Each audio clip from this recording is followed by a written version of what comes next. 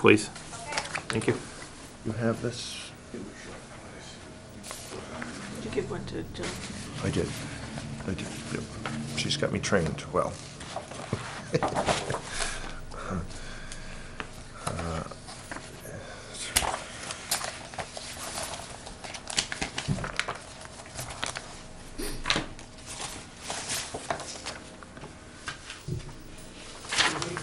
Say that. Yeah, I just want to know that we're ready. Shannon, are we good? Okay, thank you. All right, we'll call this workshop to order for going over budgets, and I think we'll start with the Public Works and Roads, the review of the operations budget. And if you want to go ahead and present what you've got. And Yep. Did some structuring of the budget rather than just lump sum numbers. I've broken it down into subcategories. So the top of the page, the first 6 items, the salary down through road insurance. I had Ruth do those numbers. She did them last year and this year, so if there's any issue with those, I can talk to her. So was there any thought to any raises in the calculations? 2%. Yeah. Okay, so, all right. That's what you added in, right? That's It's a 2% change plus the shift from a 52-hour or 52-week to a 53. year to a 53-week. So, Paycheck, so yeah. it's actually, it ends up being a 4% change roughly. Okay.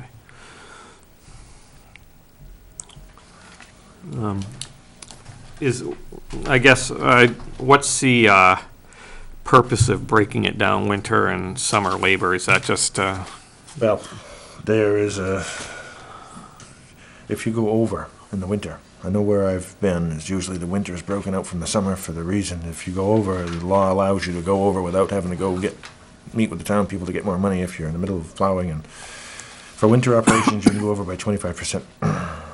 And without having to go back to the voters to get money if you have a bad winter. okay, So most towns will separate the winter out from the summer for that reason. okay. And I see you added janitorial. I realize that we need that over there. Is that, 3-4 hours a week? The budget's for 4. She's been doing it in Okay, 2 to 3. okay.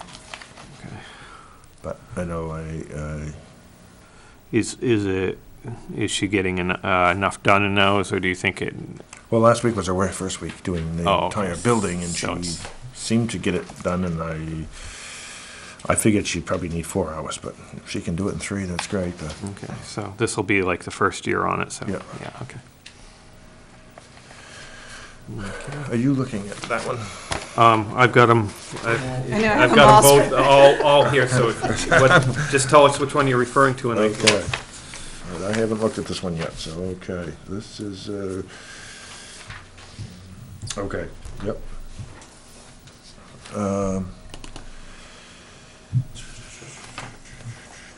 Yep, so that's, pretty much that top one was, then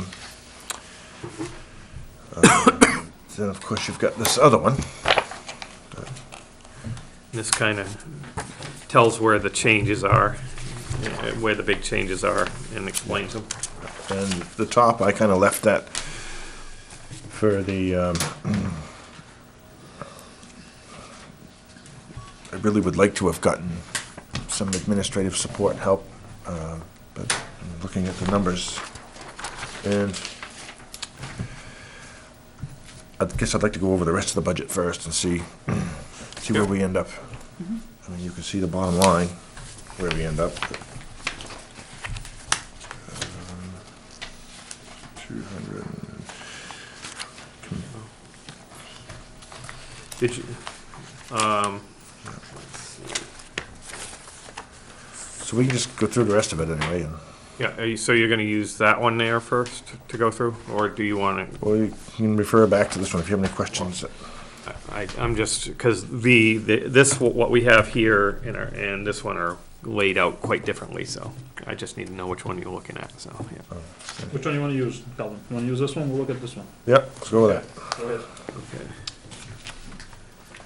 So any questions on that? 2 marks there. Go ahead. Well, what is the difference between that and last year's, so? 40,000. 40,000, roughly, yeah, or exactly, almost. Yeah, Yeah. give or take a couple thousand, depending on whether my numbers match.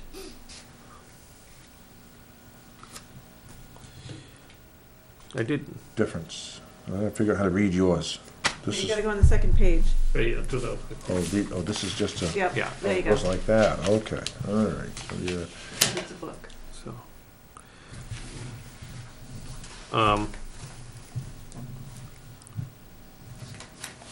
We go to line if we want to just walk, line 30, I see there's a big difference in professional services. Right, you've added $25,000 for engineering and surveying. Is what the notes in here say. Is that looking at rebuilding roads or? Yep. We're gonna have to have some money for engineering, people to go out there and do some work at surveying and engineering, so.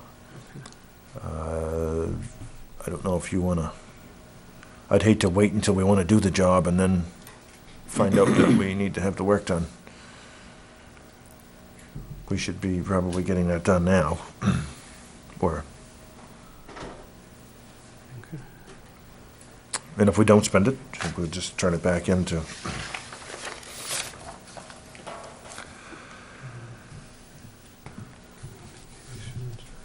Next one down is the next major one that does fuel, the fuel account, gasoline and diesel.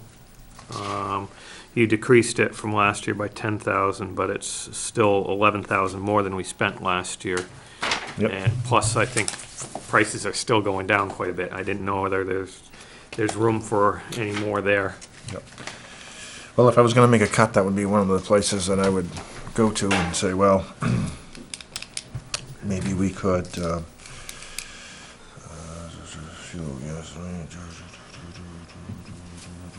70%.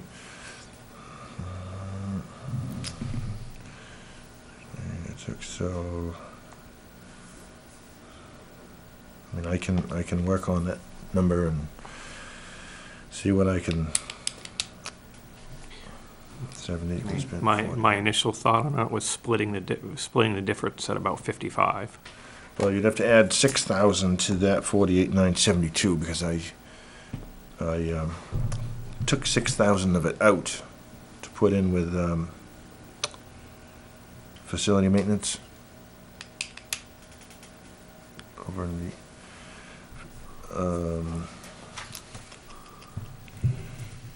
Well, what I was planning to do was. The The heating fuel and the Well, six- propane for the heating the building got moved to the utilities line Yeah. So, and out of the fuel. okay, so that would actually be more like 42,000 or 43,000. Right. So we could probably come down to 51 or 52 easily. Would you think? So you're at 48, we're looking at a 42, 50. Yeah, I would say so. As long as fuel. Everyone doesn't okay go with up 51? fuel, As long as it doesn't go up to $3.50 again. It's Well- coming down, it goes up a lot faster. I have no idea what's. No, and we don't, but that still gives us an $8,000 buffer. You know, the winter's the way it's going right now, our trucks are sitting. Yeah, so, Right. So where are you changing it to, Jeff? I'm looking. So it would be line Well, 33, reducing it to 51,000, One? right? Or 52? Everyone, 51, 51? Okay. everyone okay with that? fine with that. Yeah, I can live with that. Okay, Okay. So that's 51. okay. I know our trucks are sitting right now, but Yeah, next you year, just, halfway through the year, they might be going every day like they did last year. well, next year is a different budget. I too. know. But, all right, Well, I meant, yeah, when winter starts this year. Right, that's right, which could be next week. Yeah. okay. Equipment maintenance is the next one. I see we expended roughly 27, and you dropped it from last year, but it's still at 41.5. Are you expecting more repairs because of the age of the trucks, or? Well, there's a lot of things we didn't get to this year that I would like to get to next year. I'd like to be a little more proactive. Which line is that? It would be 34. I see that. I'm trying to get it on this one. Oh, Oh, 4,000. Okay. Yeah, and I wanted to add the Freightliner Diagnostics. That is a Okay. $1,500 a year. If you'll see it on the Excel sheet, you'll see I put in there a note next to it that the Freightliner Diagnostics is $1,500, and it would allow us to plug our trucks in and tell us exactly what's wrong with them. One 1,500, not per truck. Right. And we could plug all of our trucks in and know exactly what was wrong with them. Is that a one-time, or is that a Let's- subscription each year? Well, actually, that would be this year. It would actually be cheaper. The first year is $800 to buy the software, or buy the system, and then it's 600 and something a year To renew it. after that, Okay. because it's online. So Yeah. it's a $600 a year subscription fee, but you have to buy it initially at 800 and something. So, So I just figured $1,500 would give us the room to get that going. okay, so that would bring us to 28.5 if we add that in, but you said there's other things that Right, and if. weren't done. if There's notes about it in the supporting documentation as well. Okay.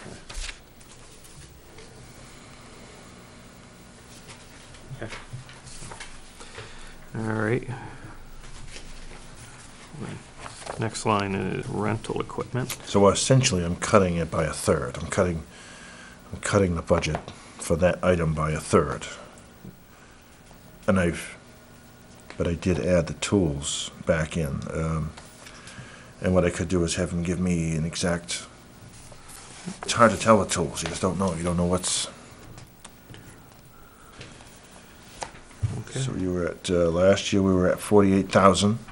This year I'm asking for 41.5. Yeah. But I'm adding the 5,000 for tools, for mechanic tools, and the 1,500 for the Freightliner. Okay, so that brings, all right, So we're down to 41.5, but I've added, you've added 6,500. Yeah. You took 6,500 off, plus you added 6,500 to additional from what we spent last year. So, Right. yeah. Rental equipment, and you decreased it, and you're because your you're decreasing mowing. yeah, gone from 2 weeks to 1 week. And I think that's more than sufficient. How much did we do mowing last year? 1 week. One I cut one it. week, so I 70. I renegotiated the contract with Okay. HP Fairfield. Because I'm just looking what we spent, and 75.41, and you're asking for 13,000. Well, and I added 5,000 back in for bulldozers and where's that line? I added 5,000 back in, and that note was on there. I don't know where it Right, went. line 4002. 2002, yeah. Oh, right there. Okay, it's under. Yeah. Rollers, whole ram, Yeah. box compactors. Okay. Yeah. So, all right, that puts it at the 15,000, or 13,000.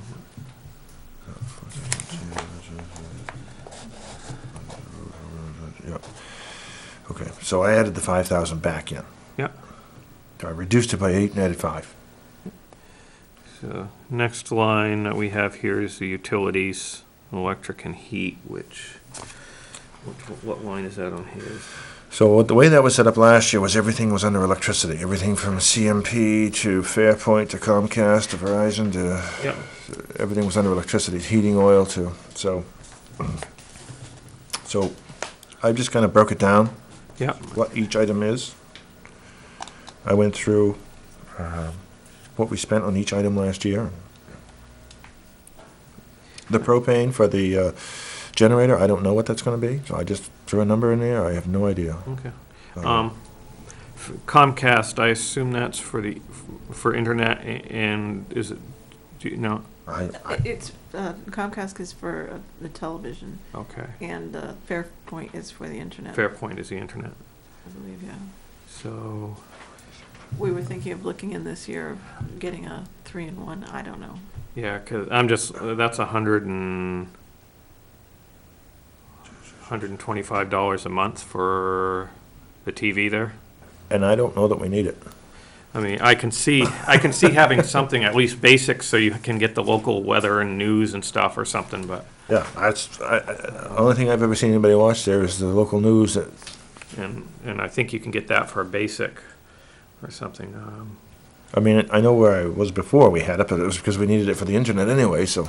But you're doing internet through Fairpoint and you're satisfied with that? Yeah, everything seems to be working fine. But that is correct, all right? Is it? I'm not happy with mine through Fairpoint, that's why I'm asking. We haven't had any trouble. Okay. And so the increase in that line, that utility line of 4,710 reflects adding the propane for the generator And the heating oil, and the heating oil that had been previously under fuel. The Yep. fuel line is under now. gasoline, yep. Okay.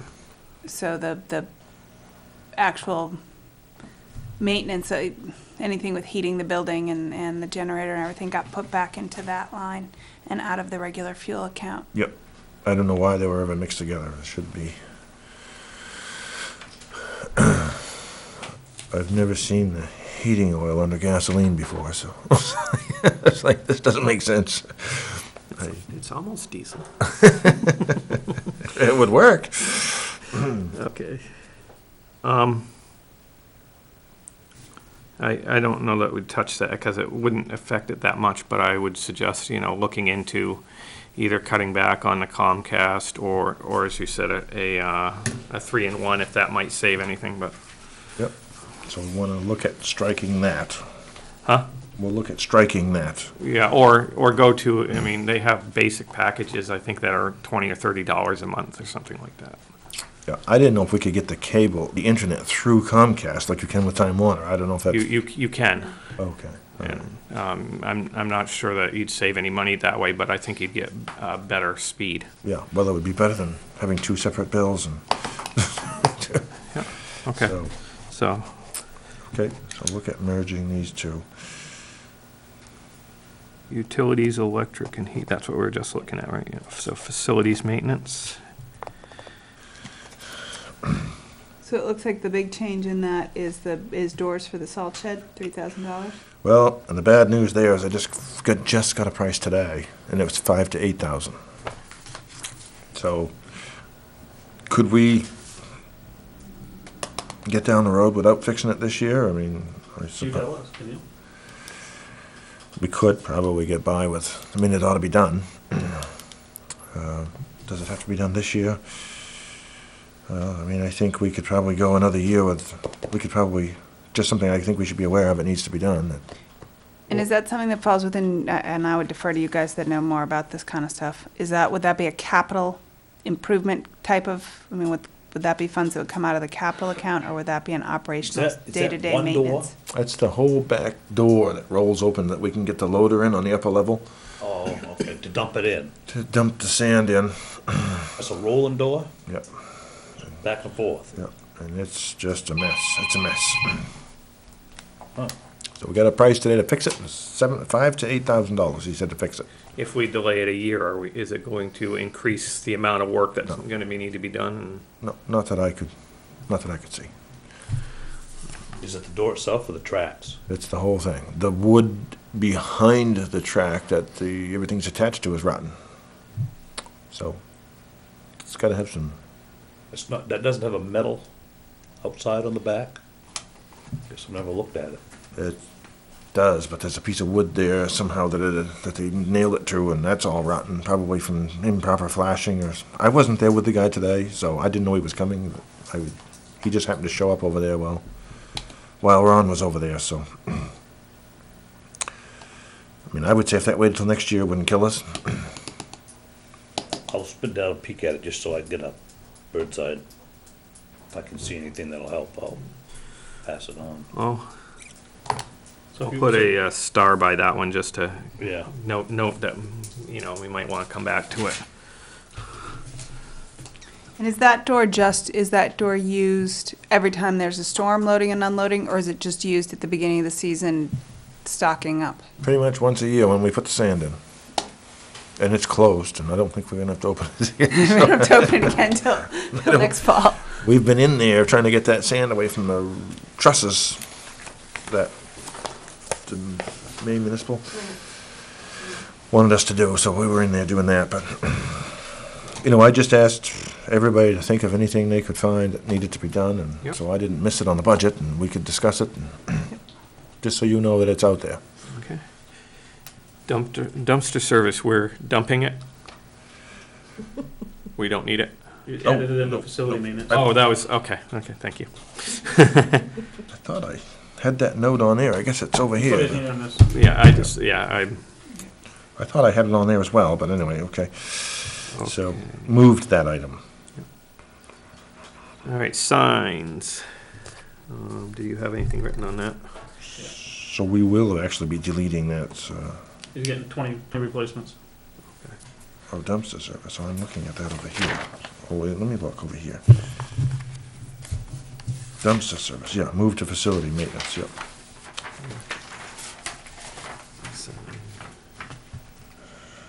Plus it gives us, on the signs, money for the Yep. new code enforcement also. The signs, yeah, I had to adjust that because of the new regulations, I added some more to it, because we've been buying them and putting them up when, and I don't know what the board wants to do with that.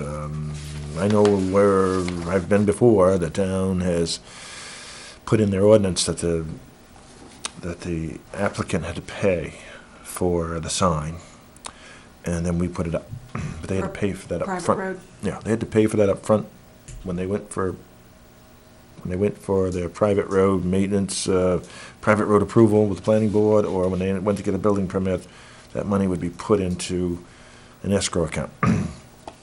So for new developments or new places that required it, you had the applicant pay.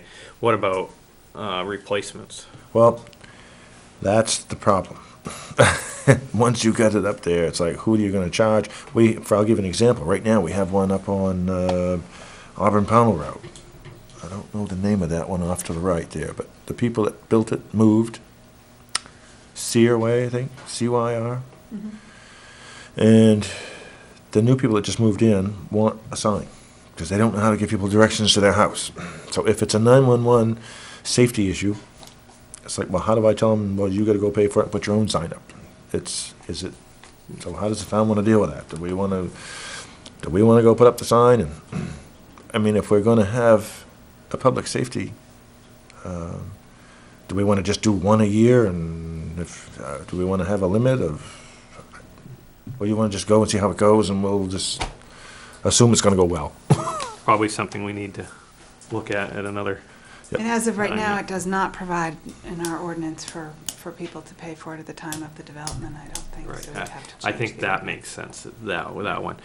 We've put these ordinances into effect after people have already put in things, and after the fact, to require them, that's, That's not really fair.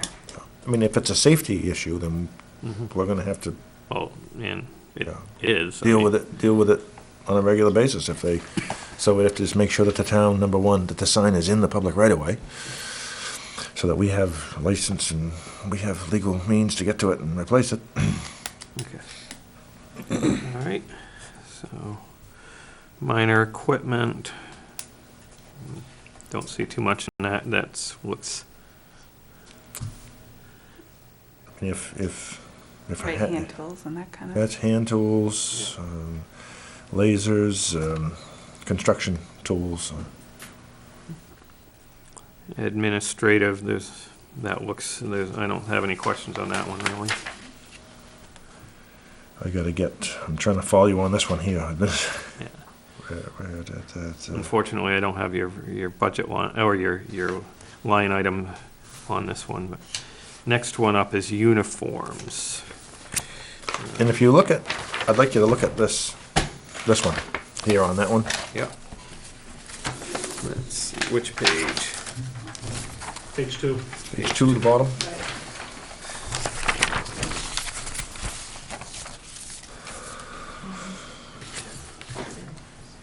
So going to a uniform service rather than having people pay up front and then get reimbursed to Well- ensure that everybody's getting the safety equipment that they need. Problem is, we wouldn't have enough money in this budget to do that, but to do that, I'd have to add. So I didn't know if I could maybe, What are you guys doing right now? they just buy their stuff and we reimburse them. How much limit? They get 5 pair of jeans and I mean, there's no price limit? I mean, there's 150 on the boots and, I mean, there's gotta be a price limit. I can go buy Calvin Klein jeans Yeah. versus Russell Iron. Come on, there's gotta be a price limit there. I think it was 120. It was 150 on boots, and I think we supplied T-shirts and, Yeah, we buy that stuff. and jeans, it was, Was it 120?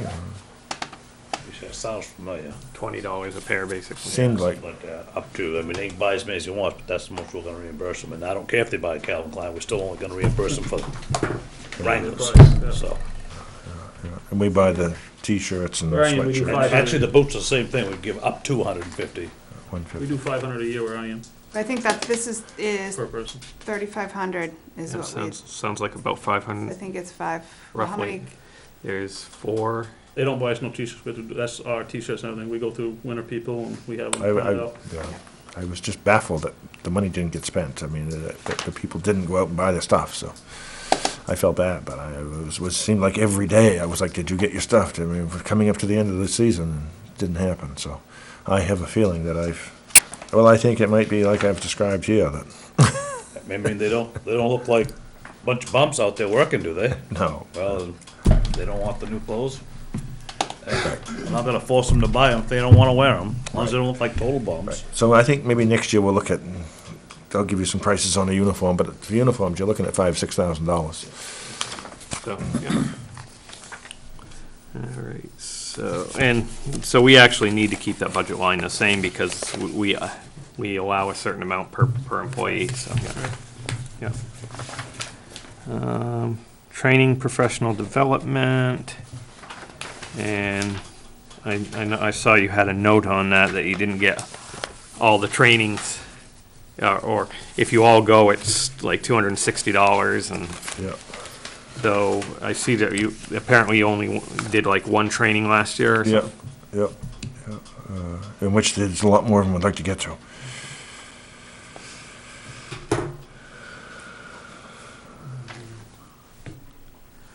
Safety, next one down, safety equipment looks, And that's a slight reduction probably because we've bought a lot of that safety equipment already, would be my guess.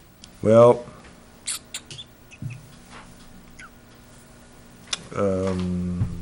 reducing it by 1,000 because we didn't spend it. Yeah, right, we're just- they spent 1,800, and so, yeah, that makes sense. All right, next one, operational supplies and materials, and this is one that jumped. yeah. Before, everything was under supplies. Everything from custodial to office supplies to crushed stone to which was crazy. I've never seen anything like that. So I said, well, this is gonna get we gotta get this so it's manageable year to year, so we can Yes. take this budget, and next year it should be much easier. So that's broken down in 4501, it looks like. Operational Operational, supplies, yeah. So I changed the title from materials to operational supplies. Yeah, Materials and supplies were very confusing. We had supplies and we had materials. And stuff was getting coded to supplies that should have been materials and vice versa, and so so I redid this and restructured it I changed supplies to administrative. I got rid of it for the most part altogether and kept my office supplies, administrative stuff in there. And then operational supplies is just to do with the construction side, yeah. not janitorial or anything else. Now, last year there was a mistake. I looked at what Sean did, and he put in the title patch But then when he got down below to add his stuff up, he didn't add patch again. He missed it. Because if you look at just the patch alone, Yeah. in 2014, we spent 20,000. Yeah. And then in 2015, we spent 23,771. So Okay. how could you possibly only have 20,000 for supplies if just one of those products is more than that? So it was an oversight. Okay, I still do have a question, because according to this, we spent 31,318, Yep. and you're asking for almost 48,000. And is that because of projects you've got planned, or? Well, I just think that that's where it should be, and maybe I can trim, if I had to trim some, maybe I could cut that 1,000 yards of gravel back to, where was I at? Last line of page 1. 1.5-inch gravel. I mean, maybe I could cut that back to 600 or 700. I don't know. It's just, you don't know. You have a storm, you gotta go out and fix all the gravel roads and all we just seem to be filling it up and we use it, so. After the first year, if we had some on hand, some stockpile, then we could say, okay, let's cut that back.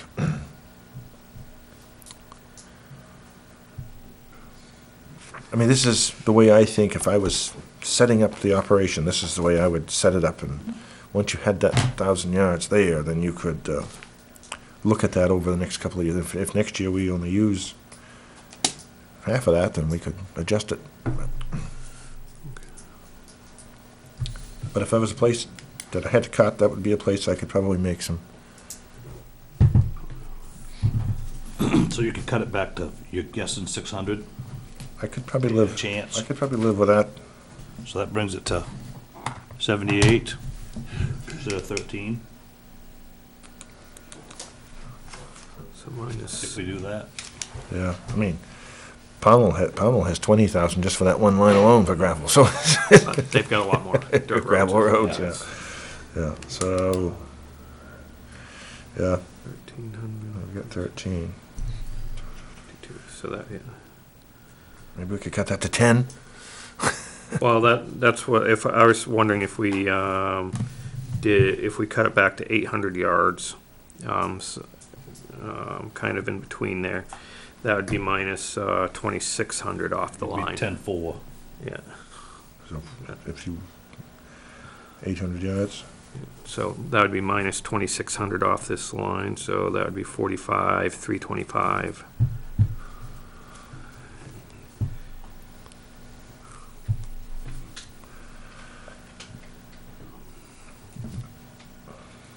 Everyone okay with that? Culverts and drains looks, no, you're asking basically for what you spent last year, so that makes sense. And We spent more, and I'm asking for the same. So Yeah, yeah. I think I can make that work. yeah. Paving, we didn't spend it all last year, but it's not a line that we really want to cut, because we need to get, we need to get, Encourage. whether we use this line for keeping good roads good, or if we use this line to help mitigate a capital project on or around Pond Road or something. I don't see decreasing that line any. I wouldn't. In fact, that's why I put a note there that's subject to review.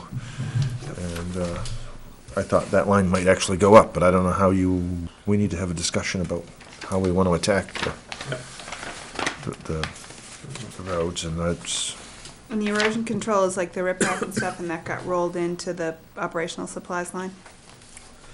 yep, I moved that item. I moved that from erosion control because I didn't think it was an appropriate place for it. So that's why it's $8,000 less than what you spent last year, because it's the line item's the same. It's right. Which No, one- wait, which I'm one are you sorry. on? I'm looking at surface treatment. Sorry. Surface treatment, you spent 8,000 more than you're asking for this year, but Yep, because that's, the reason for that is I did not know that there was, I didn't know, that was the first project I did when I got here, was a crack seal. I did not know that it did not go, I didn't know where it went, so. okay. So then I went and spent what was available in surface treatment. Didn't know that was part of the surface treatment, so that's where that went. So now it's spelled out in the budget from now on moving forward. It'll be right in there. That's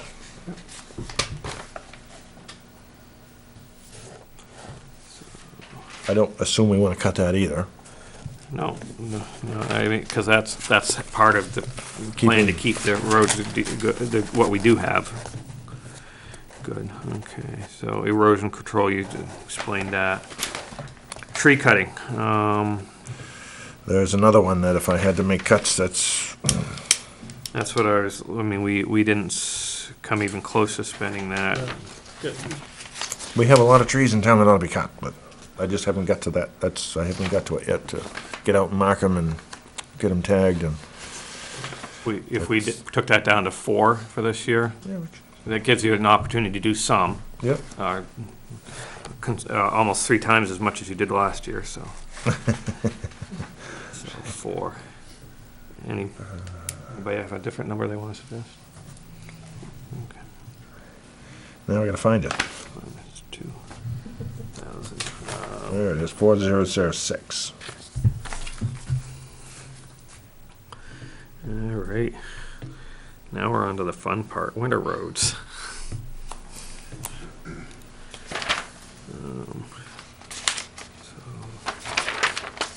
See, you've reduced sand to about what you spent this last year. Yep. Okay.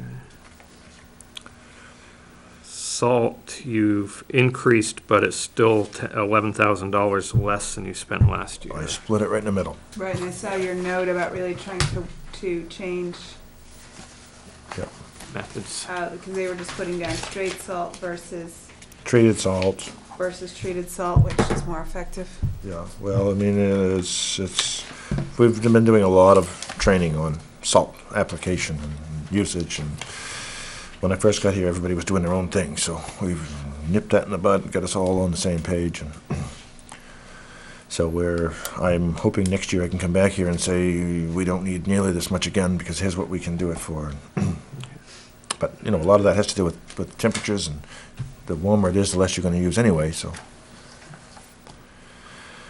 Liquid deicers, you increased the budget amount by 2,000, but it's, And I'll tell you why. Because last year they were putting out straight salt. They should have been pre-treating it. And I did the math at, well, I think I got it in here. I think I spell it out in here. At $1.39 a gallon, at 8 gallons per ton, at 1,600 tons, just that alone is $17,792. Those are just those 2 trucks, right, that has the sprayers? Yep. So just to pre-treat the salt alone with this product, I'm at $17,792. So I think I can cut that back. I'm anticipating using less salt, and so I'm saying if I go up just 2,000, that allows me to buy the magnesium, which is $3,000, and the salt brine, which is probably $1,000. So you're looking at so I am actually cutting it. I'm actually cutting the budget there. I know the number goes up, but I'm telling you that what that number should have been. yeah. And it didn't happen because I got here late in the game and things were already in play. That And by using these judiciously and the way they should be, that should help reduce Yeah, the that should. salt line as well eventually. exactly. You can use 800 pounds per centerline mile to get rid of salt with just straight salt, or you can mix it with ice begon and cut that to 400 or 300.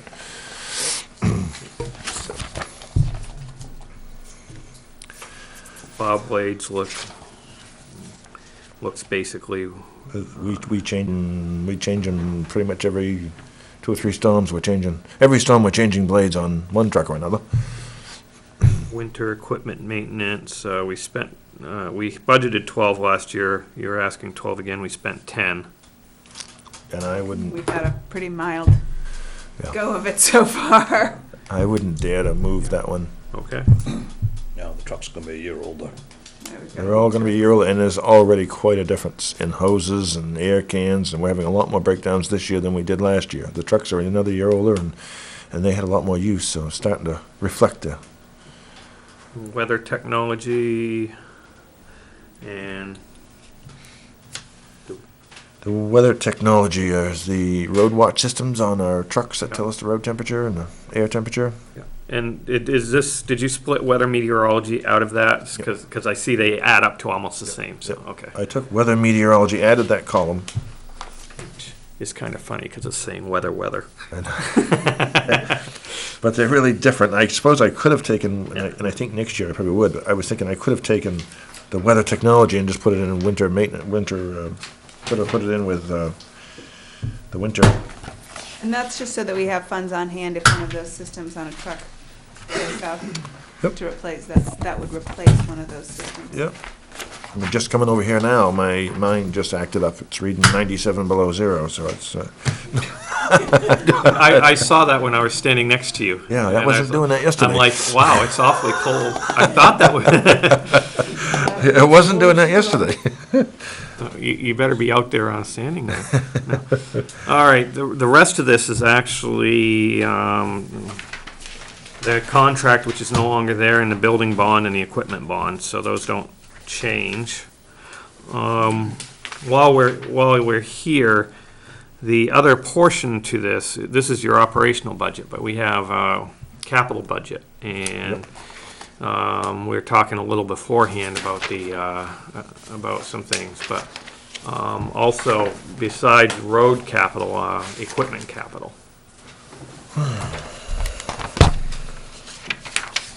Oop, I stayed the light upside down.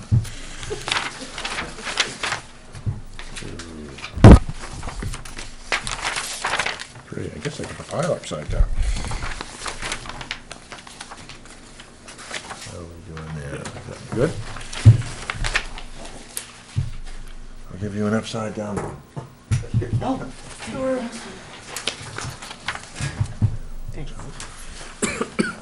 So, this comes to $204,000. I was a bit surprised, and I think I can get that number reduced from HP Fairfield. But these are what they're telling me to go with for budget numbers. What, I mean, it's 5% more than what we paid 2 years ago or something like that, I think. Yeah. Is it roughly the same equipment that we have? It's identical. Is there anything that we can shave off by using pieces from what we already have, or we need all brand new at this point, We probably? need all brand new. Anything we got isn't worth. Okay.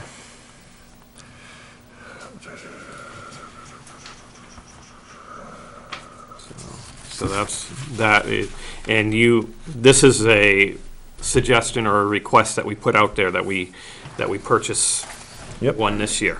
Yes. We're already having a tremendous amount of breakdowns, and it's really becoming a problem Yep. because then we lose the mechanic in the middle of the storm, and then we're having to overlap, and it's Cost of 205, you said? 204. 204, 4395. 395. And I assume we would put this out for, we would put this out for bid with specs anyway, but this is, Yep. And I have a spec package about that thick, so. yeah. We must have a copy of the specs we used for the other two. That's what we used. Oh, that is, okay. So. All right, so that's So documentation towards, how would we take the capital?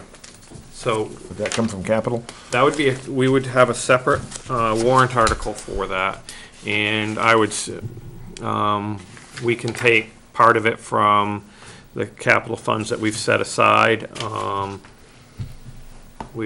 Between last year and this year, we have somewhere around 230 set aside. And I would suggest a portion of that go towards this, and maybe a portion of it go towards improvements on capital improvements on a road, and to help cut down on how much we're going to have to put in taxes. Would we be wise to leave some of it in the reserve in case we get into a bind with something?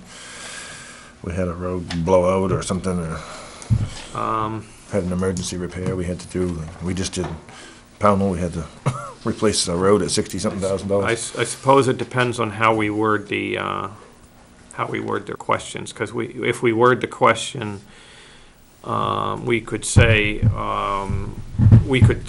at town meeting, the intention is to use this X number of dollars that we're allocating for this particular road.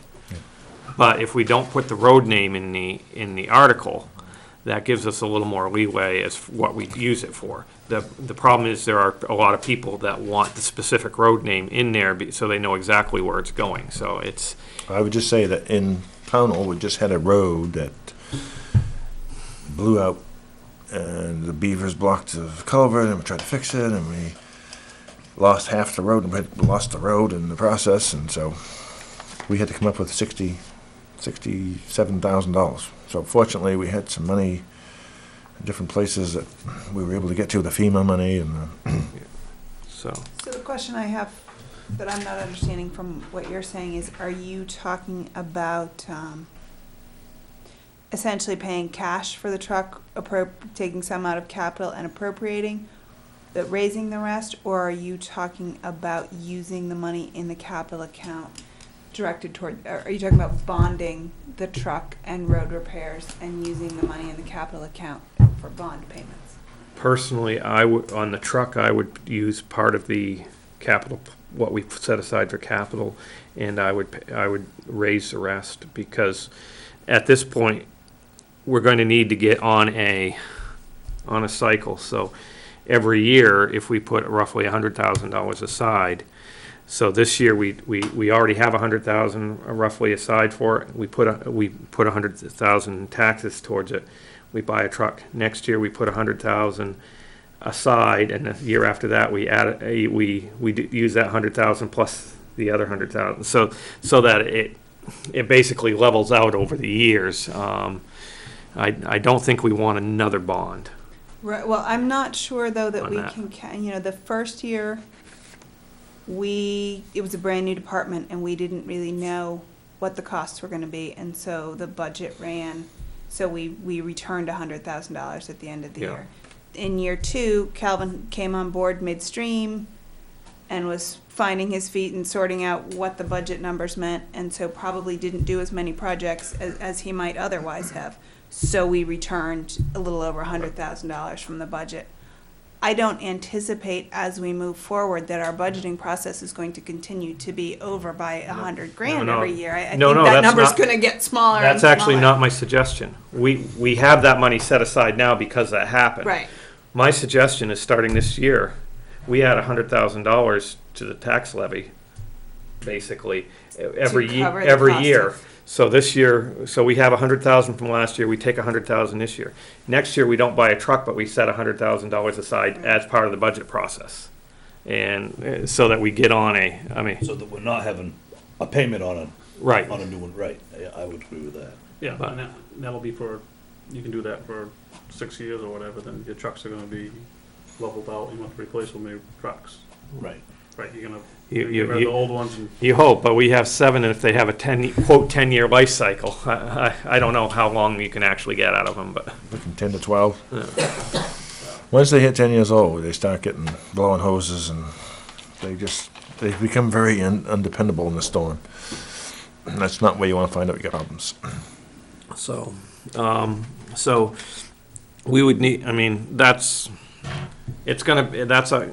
we've got a lot of things that are gonna hit hard this year. and I think that we have to look at, because I know the fire department every year asks for a big chunk of money to go to the capital account. And, we talked about this a bit last year, something else ended up happening. But I think that we need to look at having a town-wide capital account to cover instead of each department having their own Well, siloed account. I think that if we're gonna be setting aside big chunks, of money, raising big chunks of money to go into savings of taxpayer money, that it should be available for town-wide events. There's no money for the roof on this building. There's no, I think that we just keep setting, each department kind of has their own little pile of money squirreled away, and I think we need to look at a broader Yes and no. plan and schedule for all of the town's assets. I mean, if you're planning ahead for each department and setting it aside for each department, or if you lump it all into one sum, you still have the same spending needs. You still have the same needs for a roof here, and so on. So whether it's. No, I was just thinking it's more transparent for the taxpayer to see that there is a pile of money, for lack of a better term, a pile of money, that is set aside to deal with maintenance and replacement for town-wide assets. Since I think it becomes, well, wait, we're setting money aside for this department, and then on this warrant article, we're setting money aside for that department. And I was just trying to I would create almost some think it would be clarity. more transparent for, if you're setting it aside for each department though, because that's the money that you're expecting you're having to pay. It can go either way. I think in the long run, it's semantics or whatever, because you've still got to lay out for these capital, whether you have them separate accounts and you're tracking them separately and you're saying, okay, I see this need for the town office, we better start setting aside, or you set it aside for the whole thing. The total amount that you're going to need in the end is going to be, if you need to replace something or redo something, it's going to be the same. I would say that the town of Pownell has a very comprehensive, they have a CIP committee, and they are just, I mean, they pull up on the screen and you can see 30 years out, 25 years out, whether there's going to be a bubble or whether they need to start adjusting back here to offset that big expense coming up. And it's 30 years out, and it's pretty impressive. One of the things that I've heard over the years, and we heard them again last year, is a lot of it, people want to know what that department's really costing them, what their budget for that department is. So the only thing with lumping it in, and I don't have a big issue with that, but we still need to be able to show, if that's how we went, we still need to be able to show what that fire department's costing. Right. What Well, the it's- road crews, yeah. that's, I know, because people are always questioning, we really need this new truck, or we really need that. So as long as somehow, and whether we leave it the way it is or we loop it, we still need to be able to show how. Right, I guess Spot the where it's point going. I was trying to make is that it allows for, if we have, Shift. as a town, if we have money saved, we can address priorities as they arise, instead of priorities within one department or a different department, and it's just straight up town priorities as they arrive, as they come up, whatever the current replacement, repair, maintenance, whatever the current sort of big ticket item is, the access to the savings that is set aside, it's available for whatever the town issue is, rather than being exclusive to a particular department. That may be something we should look at. The thing with having the committee is it makes it easier for us at budget time, because if the committee is sponsoring or supporting, it makes it easier in the budget committee, and they kind of all work together. And there are no surprises. It's already, we know years in advance what's coming and what to expect, and these guys are just phenomenal at running this whole. Right, and there was a draft, and I don't know if it's something you've even seen, there was a draft capital plan for the Public Works Department done at the time that the Public Works Department was set up, and I don't know that it was ever finalized, but there is a working draft of a capital plan and replacement schedules for the equipment. Okay, I haven't found that yet, but I'm sure it's in there somewhere. So with the changes that we've made so far on this, we're down to, if I calculated it right, $1,055,841, which would be an increase over last year's budget of $26,587. Oh, I had it down 3,000 more coming out of facility, Hold on, I think, line 38. I may have missed line, which? Line 38. Oh, I had a star there. We didn't actually do anything with that. I just had a Okay, I know we star. talked about reducing it. Just look at the- The salt shed door, do we want to do that this year, or you want to just hold off on it? Is that what we're talking about? Yeah. I'd hold off on it, you only use it once a year. Yeah, I think maybe we can go off on that Yep. this year. I'll still take a peek at it, see if I can make any suggestions. Minus Yep. 3,000, so that would bring it down to 20, the difference to 23,587 and 1,052,841. So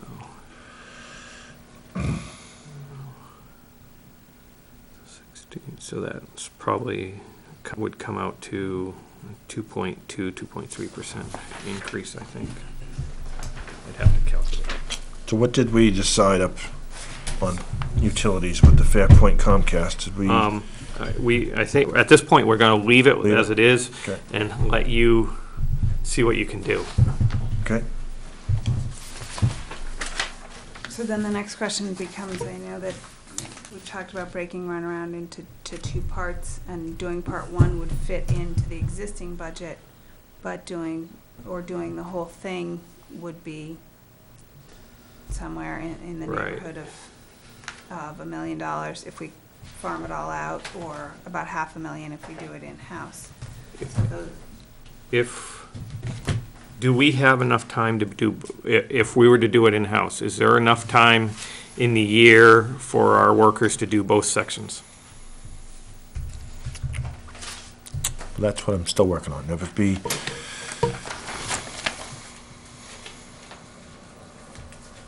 And not let anything else kind of slide off too far. well, should be looking at, Might wanna think about that one for a little bit.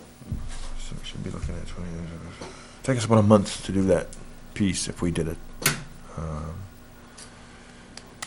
So if it was planned properly, I think we could do it. Um, The problem with that is I would need additional, the only way I could make that happen. I mean, if we just hired someone to come in and build that, you're looking at $771,000 for that piece. Yeah. If we just went with the going rate of 125 and have somebody come build it. There's a possibility that we could do that ourselves. I would need the help of Pownell crew, and I would have to make sure that we get those two schedules together to match and coordinate that. So I just would have to coordinate the work and make sure that we had appropriate work from each town to make it offset. I wouldn't want to have a 1 week project with them and a month with us, and then we end up upside down with. So that's part of what I have to get through to make that happen. You would have a crew of 7 working on it for a month then? Yeah. And so roughly 160 hours per. I'm just trying to figure out what it would actually be costing us in labor, so, 160 times. and if we were to farm it out, for lack of a better term, contract it out and have somebody else come in and do it. If we're talking about it, it takes our crew a month to do all the prep, and then they come in and pave, so that's another however many days or a Right. week or what have you. Right. What are we talking about time-wise for if Crooker came in and did the whole thing, how long would it take them? Well, we would still have to do the ditching and stuff, but it would take them a couple of weeks. So if I'm calculating it out right, 160 hours, saying 4 weeks in a month, and times 7, that's roughly 1,200 hours. And using a high end on our scale is at $20 an hour, that's about $24,000. Plus In the labor. insurances and all that stuff. Yeah, Well, but, I mean, yeah, but, There's another option, and that is an injection, of cement injection, where we can increase the pounds per square inch at the surface. That is something I'm still working on. Then that could cut that. That would be that we would just grind the pavement, and we would put cement in there, and then they would wet it, grind it, and that becomes. Then they have to fracture it, and I think I could get you some literature on that, but it is an alternative to building a road, rebuilding a road. when you were talking about that before, you had some questions on Is how, that Bennett? Son Bennett's company doing that? Yep. Bennett's does it, Crooker's does it.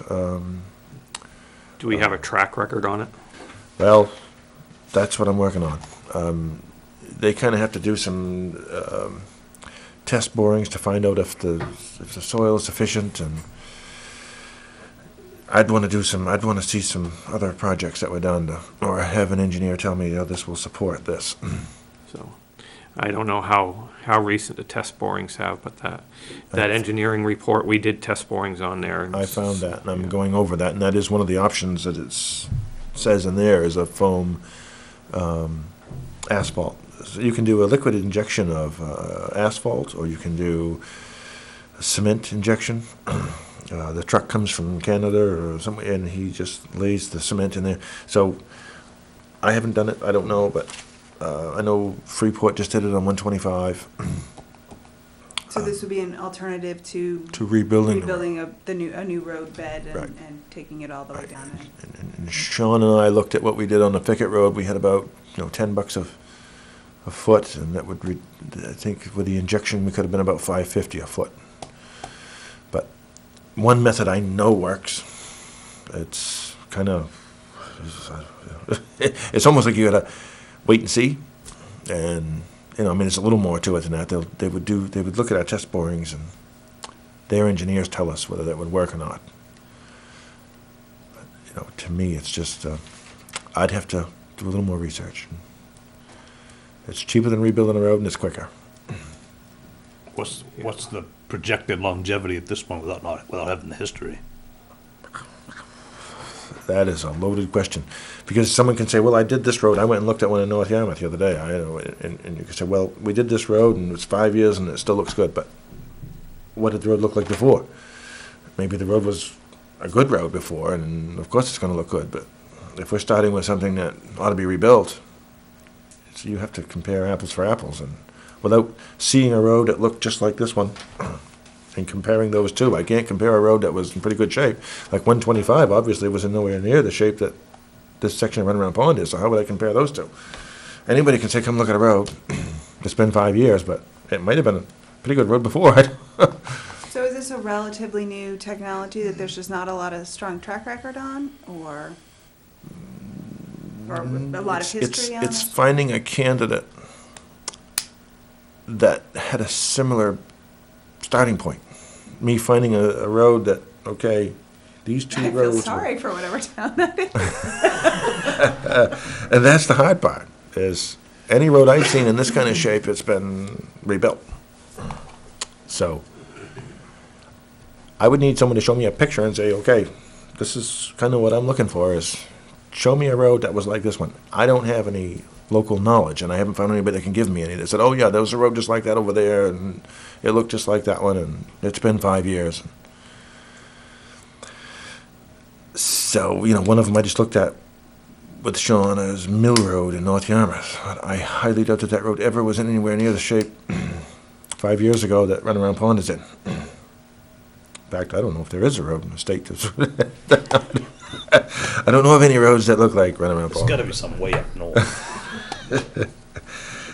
To me, it's just, Jesus, you're putting this in there, and now, what if it doesn't work? So, another question I have, because we're talking a serious amount of money, and we don't have enough in capital reserves right now to cover. I mean, if we used 100 towards the truck, that would leave us with 130 that we could use from capital reserves. But even if we're talking about using our own crew, what was the number that you had on that? If we did, for the second, If we did it, if we did it, yeah. 308,750, but I'd want to add a little bit to that, but somewhere Okay, around the so- 325 Call it range. 330, so that's still $200,000 more we have to come up with. And that's the second Second- section, second that's piece. from the culverts to the Pownell Town. The first piece this year, the first over a mile to go in from Route 9 to the Yeah. pond, the middle of the culvert, to the culverts, to the bridge. 176,854. And then the next year you have Then next year you'd have to go in for another 85 and 5, $91,000 a year after to go back and put a inch and a half surface coat on and So. and I shoulder. mean, So we're either talking some major hits to our tax base this year, because, I mean, between, if we do the truck and we do that, that's an additional $400,000, right, with no other increases anywhere, and that's a 10% increase on our budget. Well, and that goes to my initial question about whether or not we would look at bonding some of it rather than That- depleting our cash flow completely. That's where I'm going, though, but that, just bonding that one, taking out, 5-year bond or something like that, well, next year, we're gonna have to do another road. Are we gonna do another 5-year bond on top of, and so, or do we take a bunch of them that we know we need to do and bond them all together, so we have one bond, and we're not coming back every year saying, hey, we need to bond this road, we need to bond that road. And, Well, I have a question actually about that, and it goes to how municipal bonds, and I know it varies from bond to bond. If we did it that way, and say, just for point of discussion, say we bonded $5 million for road repairs, just because it's easier math. And I know when we did the original public works bonding, that was set up so that we could draw down on that, and the only part that accrued interest was the part that we had drawn down on. And in that I don't want to bond $5 million for however many years, and we're only doing one road project a year, and we're paying interest for years on end until we do the next project. But if it's a situation where we, essentially like a line of credit, where we've just got access to the money, but we're not being charged interest on it until we actually use it, that's a little bit different. but even then, they usually have a limit on how long you can hold it with, and not, We did it with the fire truck, yeah, the and last fire truck that we had. didn't we do it with some of the public work bonding too? Yeah, I We think didn't, we did it with some of the equipment. we didn't I do don't a think so. drawdown one on that? Well, it is a drawdown, but I believe that the entire amount was charged interest from the beginning. That's not the way a drawdown's supposed to work then. I mean, a drawdown is supposed to only charge interest I on was what you thinking that that's used. how it worked, but that's what we did, I was thinking. I'd have to look, but I could have sworn that That was my Right. understanding. And that was why I was asking. Then we would have access to funds to move the road projects forward without completely, A, crushing the taxpayers, or B, using all of our money in our capital reserve account. Right. And I just don't know how the Or- accounting of that works. Or paying tons extra to have Crooker come in 1 year and do a whole bunch of projects that we couldn't do ourselves in a year. Well, right now, if you had the Crookers or somebody come do that second section 2, at 771, and then we did this other one at 260. Well, it'd be 267. So some of that wouldn't be until the following year. You'd have your surface pavement would be the following year, but let's just say we had the road done at 271 and 267, 771 and 267. So you're looking at. 1.038. Yeah. So I mean, if you wanted to just bond that and go for it and get that done, and we could back out the paving for the second year. You'd back out 85 for that one. You'd back out 91 for that one, and back out. But there's more than just that road in town needs to be Right. replaced. It's What 'cause- what Jeff was saying. So we have 40 miles of road. Saying that, let's say you have 10 years on a project, you get 10 years out of it. We should be doing 4 miles of road a year. Yep. And right now, we're talking about a little over 2 miles. Yep. Yep. And So the next question then becomes looking at the roads. I mean, everybody knows that Runaround Pond is a disaster. So then what's, if we were looking at doing something bigger and doing that, then we look at what are the roads that really need a complete reconstruction or a more serious intervention like runaround versus roads that certainly need work but are more in the venue of work that we can do, or the bulk of which we can do ourselves. Nutter Road's garbage too. Yeah, Yeah. Rabbit Road, which is kind of an extension of Runaround, because that's that main thoroughway, Rabbit Road right across, Bowie Hill. 136, so when they keep going, Well, you got Brunswick. Bowie Hill, Davis. Bow Yeah. Hill too. You got, You've got, yeah, tons of- Nutter- Plumbers Mill Road is bad, and just we've got roads, but your main roads, I would say from a priority standpoint, are going to be Runaround, Rabbit, Davis. I mean, you got those are what needs to be in the immediate radars. Runaround and Davis. I mean, Runaround and Bowie, and Runaround and Rabbit, and then Davis. I think from a taxpayers, what affects the most taxpayers, I think Davis would be. And it's heavily used, even though you can use Route 9 to go around. Many people go up Davis, even in the condition it's in. I think looking at number of taxpayers that each dollar is affecting, you're getting pretty good bang for your buck on Davis Road versus some of your more rural. Right, and if we did Runaround and Rabbit, and we've already done Quaker Meeting House, so that sort of whole Corridors, yeah. east-west corridor, so to speak, would be Done. done. Yeah. Which is a pretty heavily traveled. What's the length on Rabbit? Just over a mile or miles? It's it's 8,000 feet, A mile and a half plus. 5 and 3. Yeah. So so you're talking total of 5, no, 2.5 and 1.5. Yeah, total of 5 miles along there.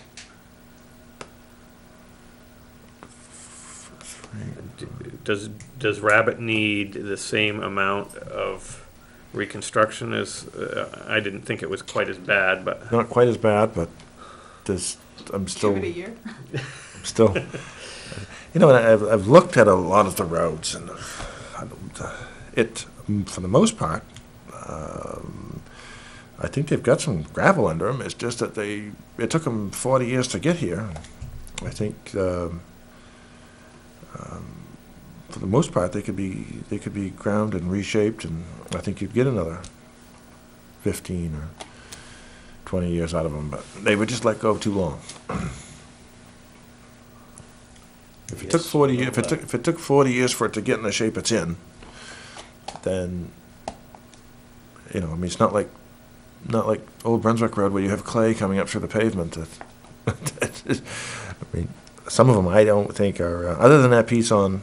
I think Rabbit Road is going to be more.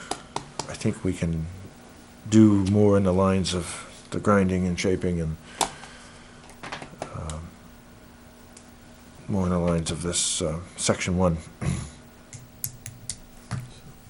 Maybe some spots of rebuilding and some box cutting and drainage work, but I really think that, based on what we've heard at town meeting in the past and people that have come to selectmen meetings, I think we've got to sort of put together and most likely bond. I mean, it would seem to me most likely bond it, but I think we've got to put together a plan to start. right. Every year we talk about it, and every year they get worse, and I think we got to. Right, we need to do something this year. We Yep. gotta have something. Yep. I don't see how we can't do it without some sort of bond, just for how hard it's gonna be hitting the taxpayers. Right. So as soon as we get this done, and I'll put together a plan similar to this, and what the costs are going to be, and what the different options and scenarios are. Can you have that for next Tuesday? So, because I'm we gonna need, work we, on it. we need to have something we need to finish up next Tuesday so we can present to the budget committee, and we need to have numbers in there. Yeah, I'll put some numbers in there for each road with the options. Yeah, Give us the options and we can decide what we'll put Yep. out there, but, yeah. Yep. okay. I'll put that together. The other thing that I don't have on here is the parking lot. It needs to be paved. You $23,000. come up with- I can't- $23,000. Well, the thing is, the fire department went too long. It just went too far, and that's why that costs, I don't know if you've seen that cost yet, but that went too far. And what eventually ends up happening is you end up paying, it's the same as the roads. We've got 19 millimeter aggregate down there. We've got a binder coat that's been down there for 10 years. It's starting to come apart. Once they come apart, you're not just doing a simple overlay anymore. You're having to shim and consider grinding it up. And I would suggest, try to get by another year with that. well, I can go another year, but I'm just saying. If I there's put something- pavement down in your parking lot, not on any of these roads, I'm gonna get things thrown at my car. I'm just saying, think about, you need to be thinking about that's, we talk about the capital improvement, that's part of the building, but I'd hate to lose, it's starting to come apart, you're starting to get some holes in the pavement that big, and those eventually, once they start, it's a compound situation. It starts deteriorating much more quickly as time goes on, once water starts to get into it. So when, with something like a bond for road repair, what are we looking at? He's gonna get the numbers for us. No, I'm just, I meant as a municipal accounting question, what term? You know, are we looking at a 5-year term, a 10-year term, up to? I think some of it will depend on how much we're doing. If we're only gonna do some, like Runaround Pond, if we only do Runaround Pond, I wouldn't wanna bond that beyond 5 years, really. I like your idea, getting a couple roads together and Yeah. getting. If we get, $3.5 million. yeah, if we get several roads together that we do over in the next couple of years, next 2 to 3 years, then I'd be more willing to accept a longer term. But if we're only talking one, I wouldn't want to do it more than 5 years. Absolutely, I was just thinking that it's, because we are on a time crunch for numbers for the budget committee, that Ruth could start looking at what some bond rates are. And so Yeah, if we had that's- some idea of our term, that would Yeah. be more useful for her. Well, term and amount, yeah. 'Cause that amount probably makes a difference on the rate too. So if you tell me, if you want to do 3 million or 3.5 million, I mean, I'll give you the numbers so you can, but if you give me a number not to exceed, I'll figure out what roads I can fit in there and give you, you want to go that way or you want to go the other way? I'd rather just take 10 roads or whatever, the worst to your top 10 worst, and then just give us the prices on the, sorry, 5 or 6 or whatever. I can think of 6 right off the top of my head, or totally horrible. What I would don't be wanna put a the, coffee on the dash and try to drive down them. what would be the priority? Priority would be Short-term rabbit priorities. runaround or the priority. And, yeah, I mean, that sounds good to me, and then we can Pick the ones. look down and say, okay, we're gonna go from here to here, or, well, we think this one's move this down, and, Right. yeah, but, and I would put numbers as, for both what we can do, and maybe how long you think it would take for us to do it, and what it would cost for a contractor to come in, because, when you're looking at that many roads, we can't do them all. No, we'll be, I mean, we might be able to do a mile, or a mile and a half in a year, but that's about it. And the other thing you kind of need to know is the more you do, the cheaper it gets. Well, I was gonna say, is there an economy of scale if Crooker's coming in to do Yeah. 4 miles versus They said it'd be a lot cheaper. 3/4 of a mile? Oh, yeah. They're going to sharpen their pencil a lot more, and if they're coming here, and if you're not splitting the projects up in various places, like if they set up on Runaround Pond and run right down through Rabbit, it's going to be a lot cheaper for us to. So they don't have the mobilization costs, and they can. So that's something to keep in mind. And then you're going to have the overlay. You're going to have your binder coat one year and your overlay the next. So Right. it's really a 2-year problem. So, yeah, if we're doing a bond, we gotta take both into, we got a bond for both, though. Do you want to break it down into do one bond for the binder coat and then one the next year for the surface coat, or? One bond, One bond for One both, bond. yeah. yeah. Get one bond for the whole. One bond to do the whole kit and So then caboodle. what happens with the money that sits for that second year? Do we pay interest on that? or- That's what we gotta find out. Yeah, that's our homework. Okay.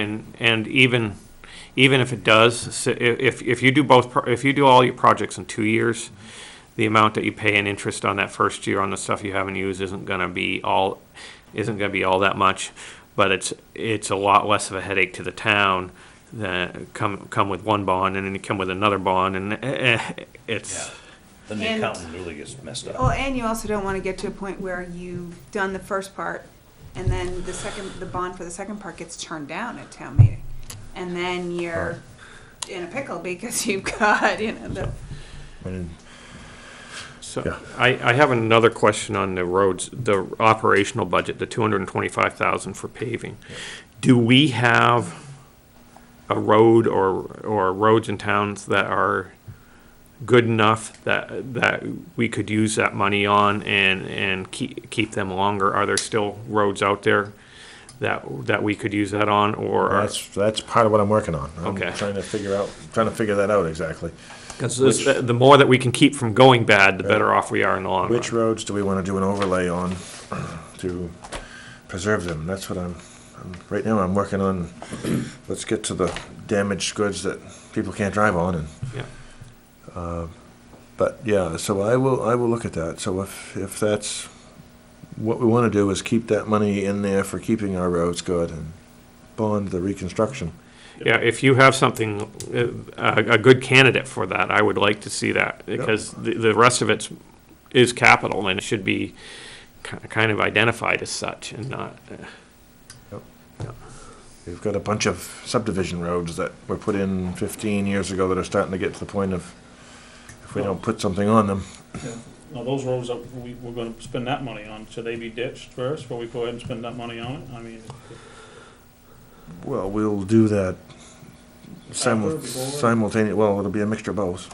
I mean, we have our guys over building a road, I mean, how are we gonna? a lot of times we'll ditch them and then let them come build it, put the binder coat down, and then we'll go back on the binder coat and continue ditching, and they'll come in the following year and put the finished top surface coat on. So I would say we'll be busy.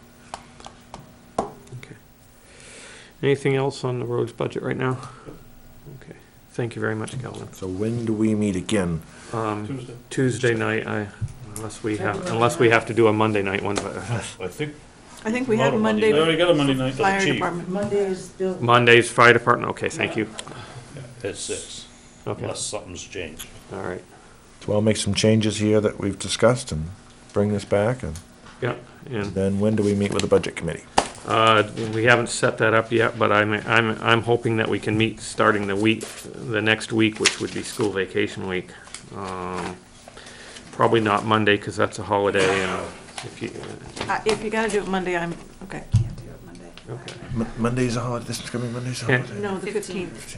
15th, yeah, that's President's Day or something. Yeah, the issue, That's my son's ninth birthday, I'm not coming to a budget meeting. have you had any communication with Milt or? Yeah, he said the only day he wasn't available was the 11th. Okay. So he seemed to, it was kind of vague. Because usually, in the last couple of years, they've had a pre-meeting before meeting with us just to go over and look at the overall picture and so on before we come in and start presenting, but.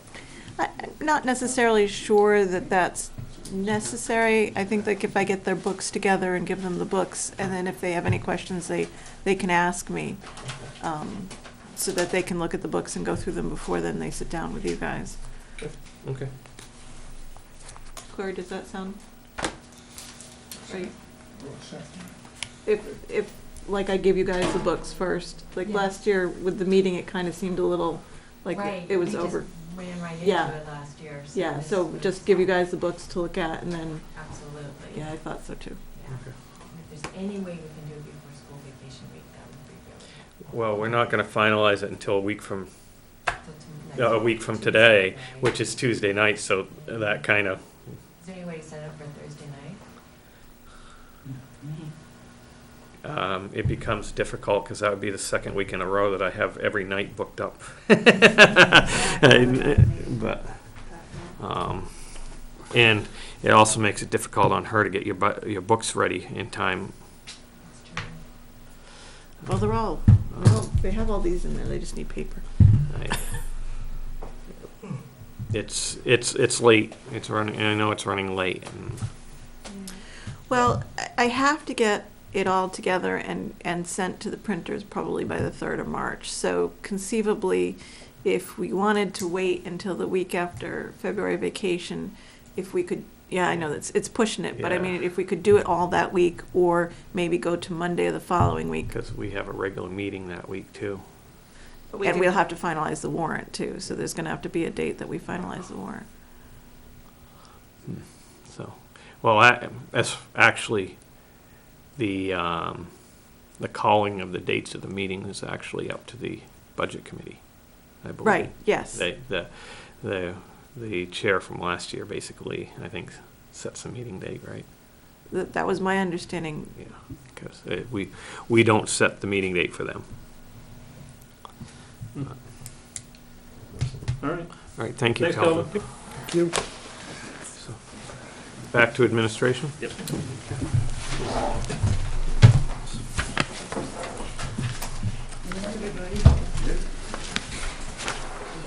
Okay.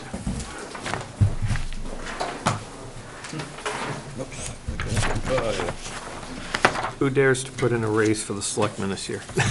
I'll do it. I don't care. I've said that in the past, I mean, you know, it's not that I'll say it, but I don't know if anybody's going to second it.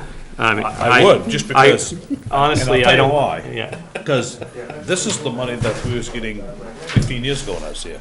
I really don't think a $50 increase on each check is asking too much after all those years. And I'm not saying necessarily for us now, but you need to be thinking about that going in the future. I mean, people don't get into this for the money, obviously, but sure. still, I mean, It's- it's, The only thing is, it feels, to me, it feels funny. yeah, oh, I agree. Making a recommendation. I wish the recommendation would come from if somebody thinks it's needed or should be done, it should come from another place and not us. But, Somebody else gets a 2% raise, we should. well, I'll send an email. you know, the place where it should come from Town. doesn't get anything. Yes, I know. So, I'll see everything you do. yes. Have a good Thank evening. you all for all your hard work. We do appreciate it. It's a lot of time that you spend doing all of this. You're getting a preview of what you're gonna see. Thank you for coming. It's- Yeah. it's- Yeah, no, this is Process. great. It's- I'm it's- much better, more prepared this year than last year. I don't that's think for it's sure. gonna be pretty. No, I think it's gonna be a real big mess, but, I mean, nothing against what anything. Yeah, it's, You're on camera. We You're know. on camera, yeah. See you later. Good luck. all right. Good night, Corey. Don't So- do what I do, walk away.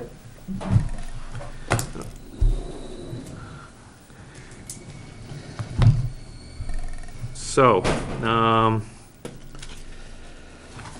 looking at do we want to look at salaries? Everything's been, this is a 2% raise plus 53 weeks listed on each of these, okay. Yes. The code enforcement, we went, So one of the first question I would have for you in terms of salaries, rather than getting into discussing Yeah. actual individuals, is do you want to look at doing a pool again and then looking at individual positions based on reviews and what have you, or are you just looking at the I'm blanket okay, numbers? I'm okay with this budget, doing it that way. Because everything's split out like that. I'm okay doing a raise pool, and if it passes with the raise pool, we meet and decide what each person in the administration budget will get. And that's fine with me. Agreed. And,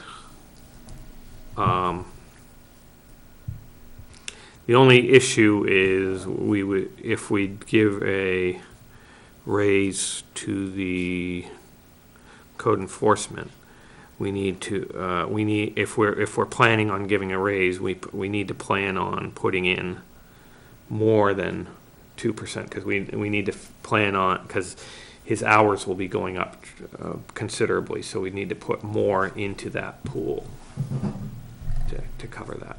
Right, and Just the increase in hours won't be enough? I mean, that would, increasing the hours Well, and I just the, don't know. Well, and the benefits I that mean, then the- become It's, associated with that. Well, that's what I was thinking, because if Switching it's not from a just, benefit it's not position. just the hours, then it's the other benefits too. Which, in sense, is a raise.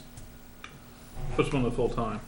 So it shouldn't be any raise, it should be the increase of his pay and plus his benefits, and it shouldn't be a 2% raise on top of it. I guess what you're trying to say, right? That's kind of what what I I'm was, saying too. that's kind of what I was thinking. I'm right along with you on that. I don't really know how that normally works. Not that I want to go with normally, but That's how it works over our place. so if we did a,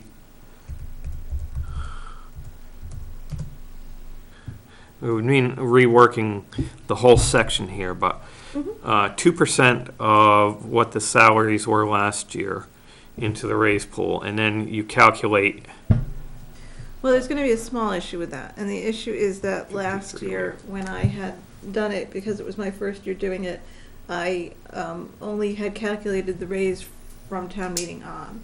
And it's my understanding that in the past, we'd always had a full year's raise, so after town meeting and it's been voted on, then there's a retroactive. So I can figure out what it would have been last year if it had been a full year, and then put 2% on from there.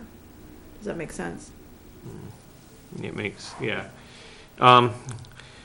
So keeping that in mind, because that's gonna take a while for you to calculate, can you come back to us on Monday or Monday or Tuesday Yeah.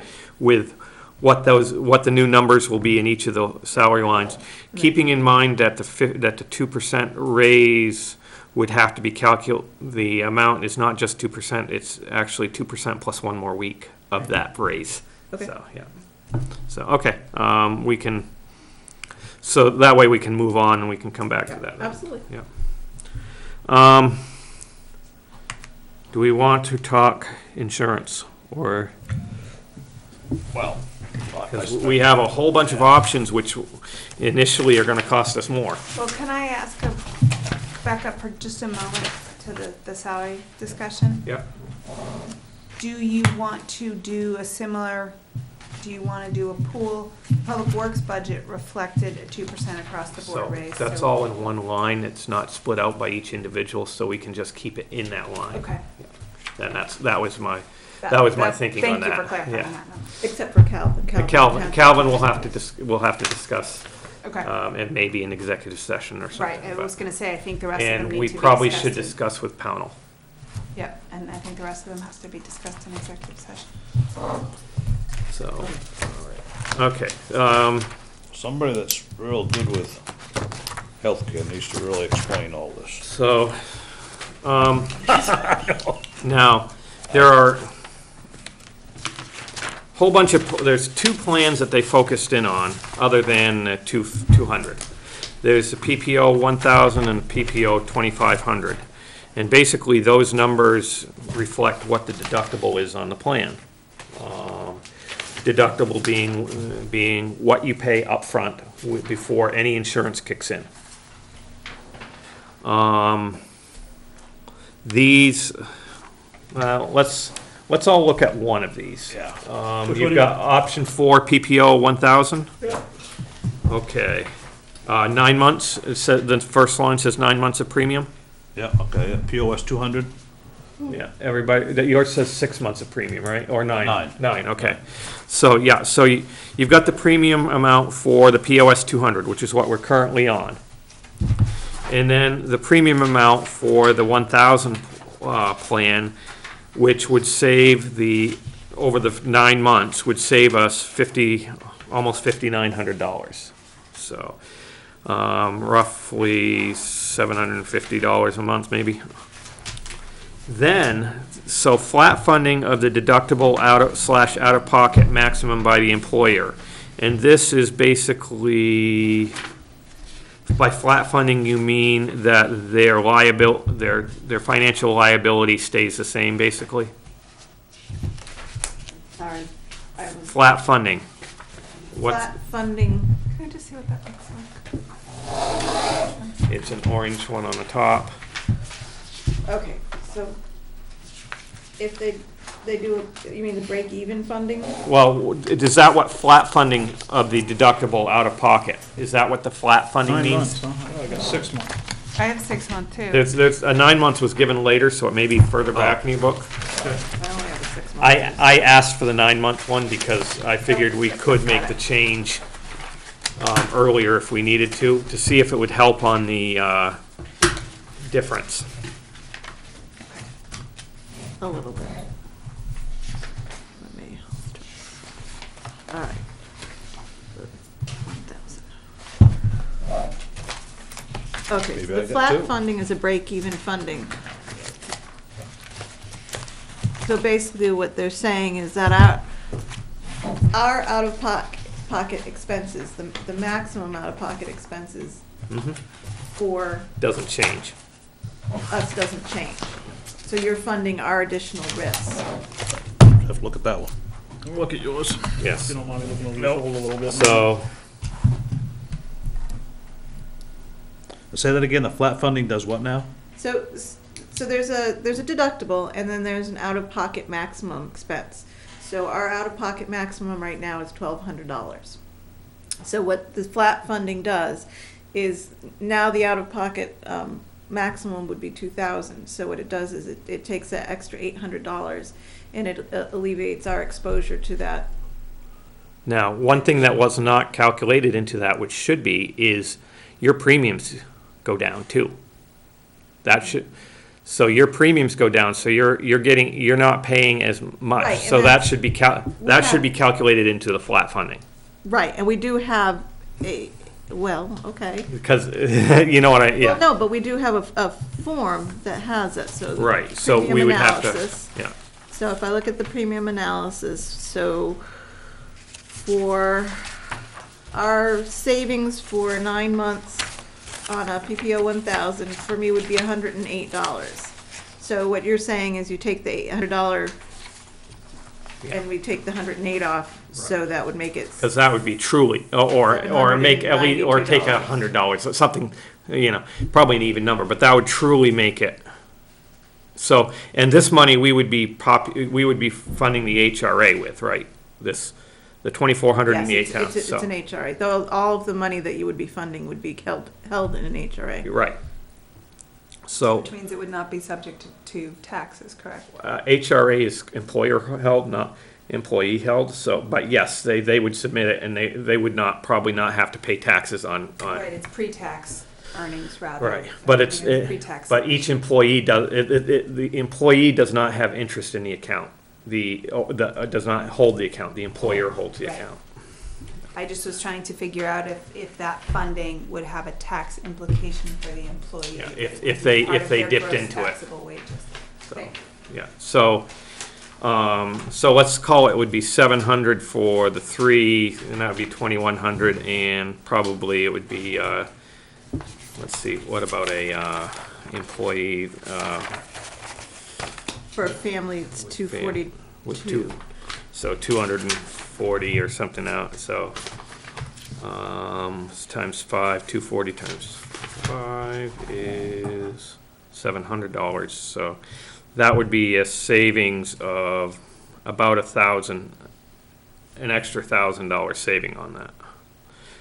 So it would be like $4,469.45, and the employee still would not have any more exposure. In fact, likely they would have less exposure unless they have high medical bills, because the first up until we would have to say, hey, each single can only get $700 back from this account, max, and each of the family can only get $1,400 max in a year. Now, would you be agreeable to make that as an upfront? Like, so say we have a $200 deductible right now.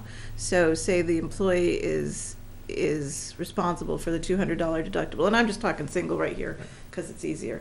So then after we pay the $200 deductible that comes out of pocket, which is what we had to pay out of pocket before, then that next $700 goes towards the rest of the deductible.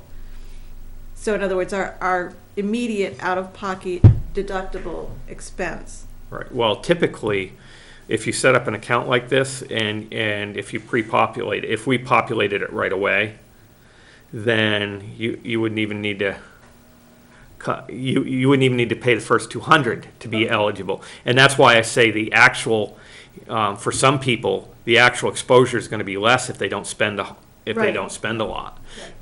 For people that do need the care and so on, then the overall exposure wouldn't change. So that's if we flat funded. And there's two, on this page, there's one if there's 3 employees, there's one if there's 4 employees, if we went to full-time for the codes enforcement officer. And that's why there's 2 numbers there. All right, I'd say, yep. Yeah. Now, there are other sheets in here that say 50% funding of the deductible. Let's see if there's one for the PPO 1,000.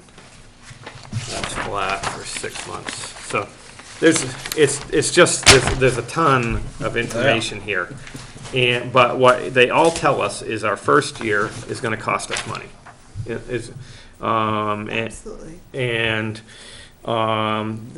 depending on which plan we go with, if we go with the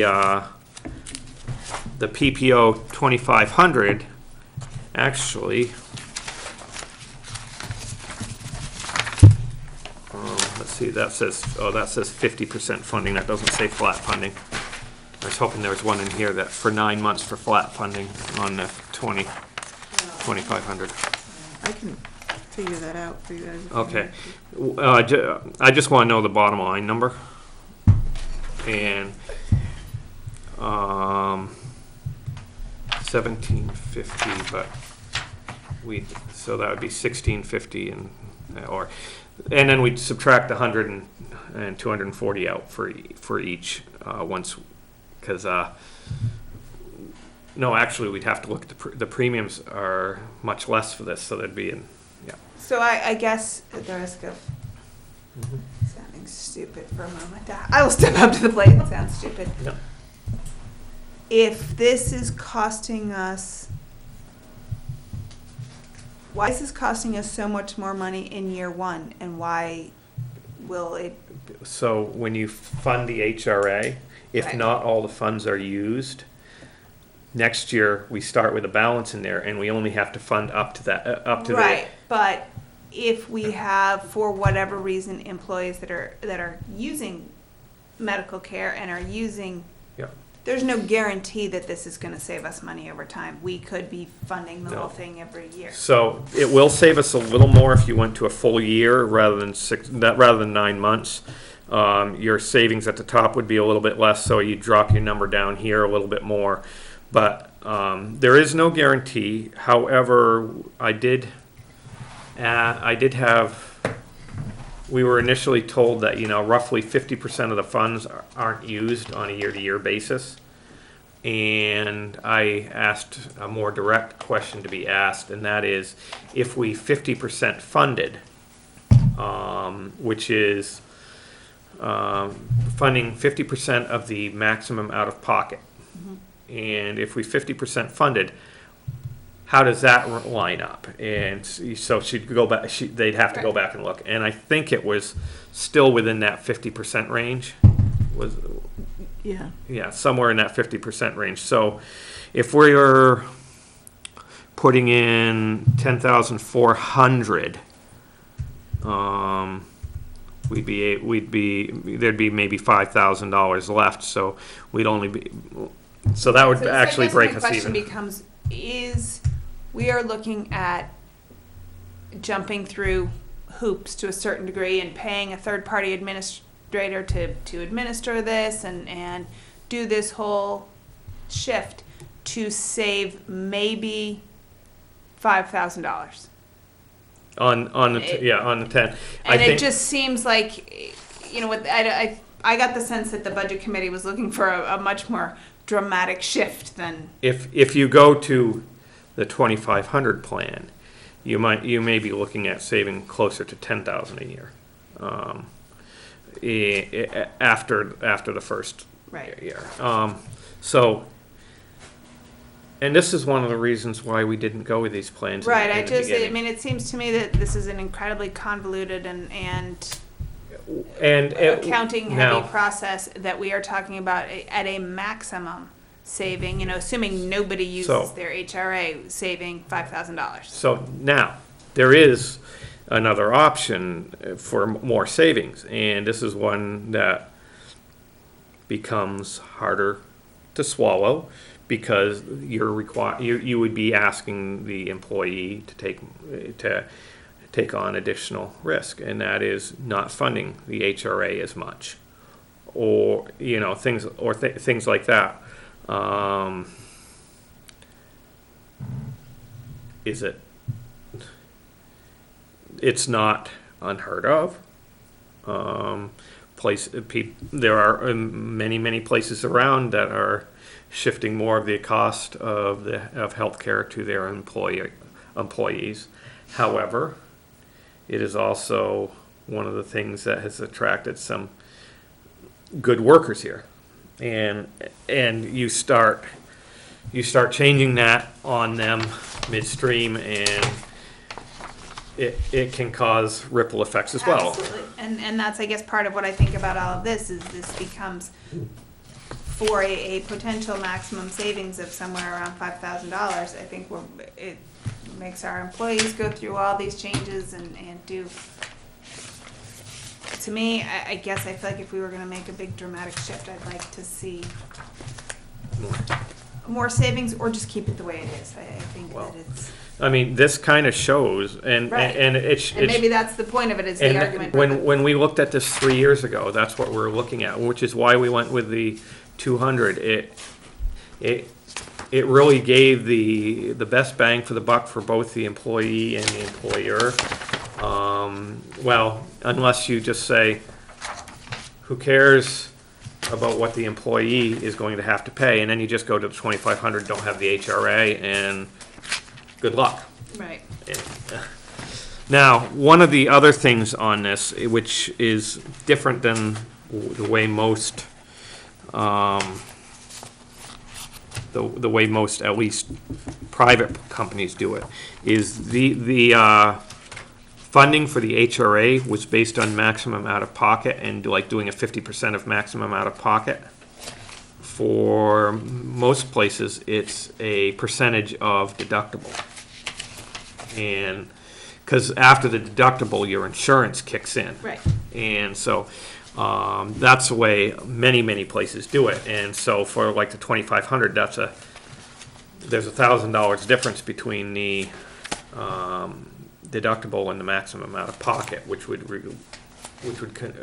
convert to, if you were doing 50% funding, that would be a $500 difference in it. But that would be a shifting of some to the employee, but at least it would be after their insurance kicked in. So if whatever their insurance kicks in at, whatever rate, if it's 80%, 90%, something like that, the insurance is taking the brunt of the cost at that point.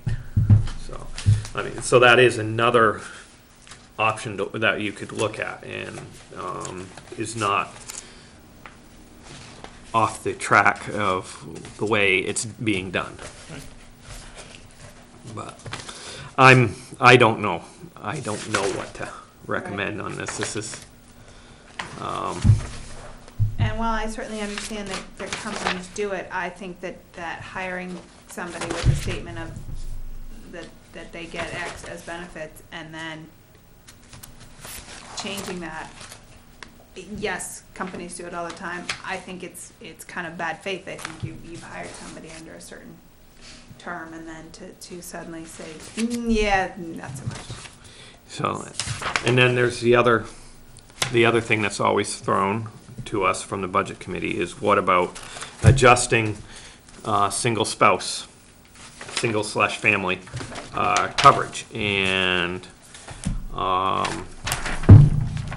so you raise single to 100 and you drop spouse or family to 50%, Right. something like that. You may gain some on anybody that does family, but you'll be actually paying more on anybody who's doing self. So we have 3 self and 5 family right now. And we'd have 4 self and 5 family. And Here's the list of surrounding towns with what they're paying. Mhm. He doesn't say what their, all of them, what their plan is, but. No, And to be quite honest, we are probably right in the middle. we are, yeah. Of all of them, so. There's some that do 100%, there's a Yeah. couple that do nothing, I think, but Yeah, there's a couple that do 92, which is kind of an odd number, but I've seen that 85, one around. 85, 90, 70, and then there's a 94, 88, that's a strange number, but.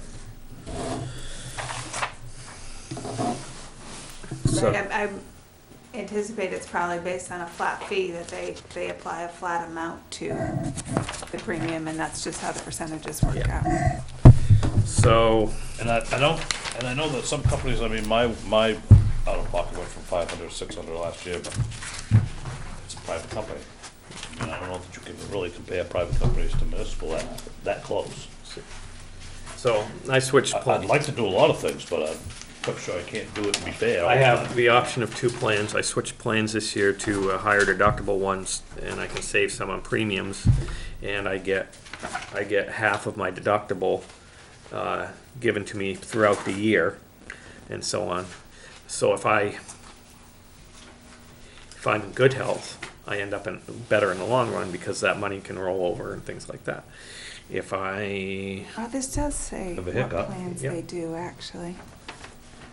Well, it's kind of a gamble either way. It is. If you're healthy and things are good, you'll do good. If So- you have a hiccup, then, you know, But- either way. It's, there it is.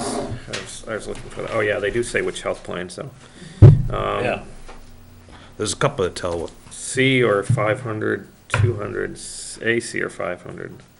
So there's a couple that do the 200, there's a bunch that do the 500.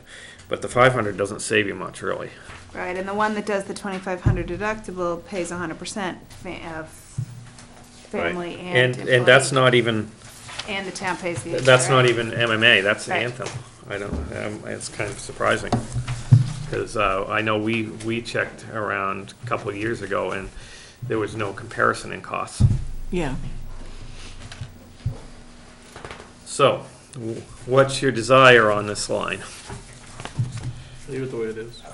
that's kind of all right, Information yeah, is to that's, leave it where I it- mean, the it's- way it is. I mean, We we've got got- answers to the questions. yeah, I mean, We've gotten the information that the budget Oh, committee. yeah, I mean, it's, I- Question, would it be Can't cut the possible legs off the maybe guys, I bet. for Pam to be here for the budget meeting when we first go over it? Because she's the one that put together the sheets, right? Yeah, she's the one that She- put together the sheet on the surrounding towns. Oh, she did, All of these HRA are put together by our people. by the MMA. Yeah, Debbie. Okay, And maybe if Debbie can come, maybe I can invite her and see if she can come. That would be fun. yeah, would be. Because, I mean, I understand it. I have a hard There's time so, understanding it. there's so many numbers. Yeah. It's very hard for me to actually explain it to somebody. I've done enough research on my own trying to figure things out that I understand the numbers on it, but It's very Well, it confusing. sounded good what you said. I don't know if he was baloney me or not, but. somebody mentioned something about the fact that we're paying administrative costs on this too, Right. because you're paying a third party to hold the HRA. Right. Right. And it's a upfront fee plus a monthly fee per employee. Right, and that's, on the 9-month, it's almost an offset of this, the premium savings is almost a direct offset. The only savings then comes with how somebody does or does not use the HRA. And that's somewhat If we speculative. had more employees, it would probably be a much bigger savings, but we have a very small pool of Yeah, employees. you'd have less, you'd have a more likely chance of people who don't use it all. Right. And, yeah. All right, so we're on to regular insurances. General insurance, no change. And that's a set number, I assume. Yeah. Yeah. Workers' comp increased, we've already discussed that, not much we can do there. Computer hardware, we left $1,000 and then we decreased it, but, Yeah, that $1,000 is in case any of our printers yeah, quit or anything like that, a printer itself. is a $300. couple hundred, yeah, I mean, depending on what you get, Well, but, those, the matrix printers are Oh, $300. those are $350 expensive, yeah. piece. so. Even though they're old technology, they're expensive. Yeah, I was Yeah, gonna say there. the motor vehicles is talking about going to a laser printer system, so That'd be awesome if somewhere they, in the future. there was I don't know how they do registration forms unless they change the format, because Well, they maybe like tax forms, you know, where you do them in duplicate, or there'd have to be some so you- special paper about it. yeah, because- because that's the way dot matrix, you can do multiple copies. Right, Yeah. yes, that's why they do it. All right, computer software, that's just in case something's needed.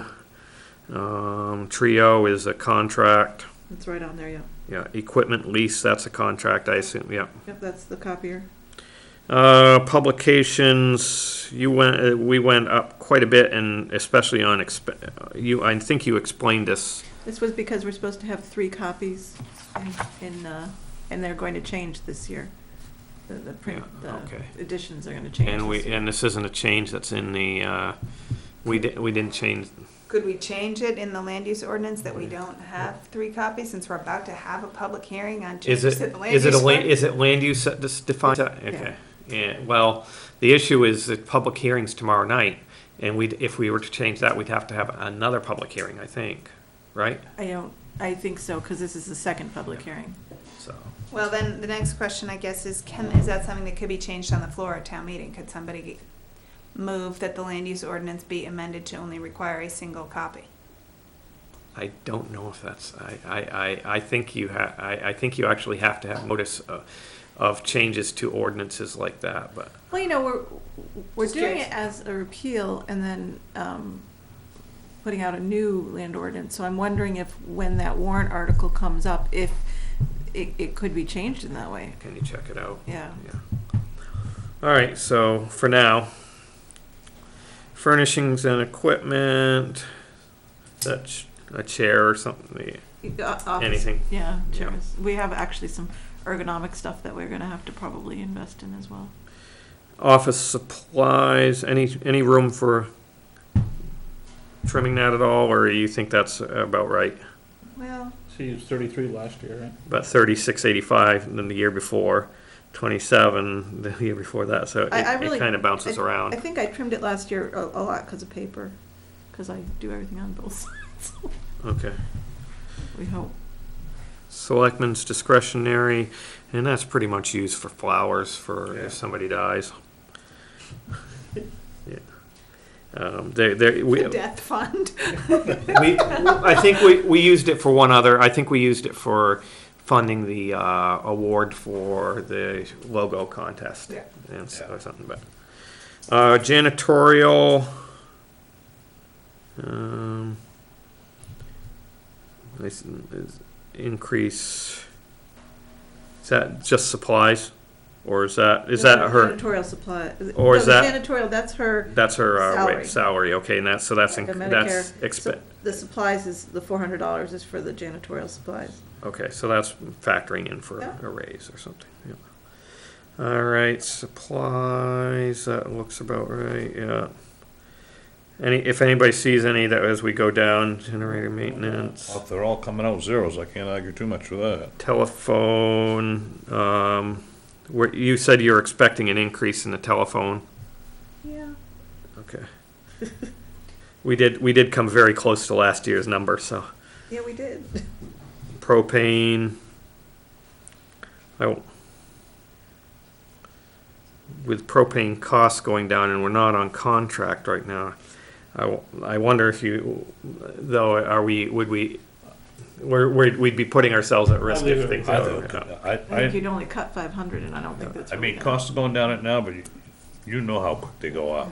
I mean, I wouldn't, if you was talking thousands, I'd say, yeah, but you're talking couple, 300, I wouldn't mess with it. Maintenance and repairs, this is where you're expecting painting to That's come out. painting, yep. Yeah, so we didn't do any last year, so this year, we're really hoping to. We can get the Boy Scouts to paint or something. Or Mark, we could get Mark to paint. I'll get you the other colors, I already asked where the book thing was. And that, although it's not a huge amount, that is just something to note. Grounds, the 4,800 that we had in grounds is now encompassed Right. in public works, so it reduces that increase a little bit. It's an absorption. So town buildings, it's gone down a bit, for electricity. Street lights gone up just a bit.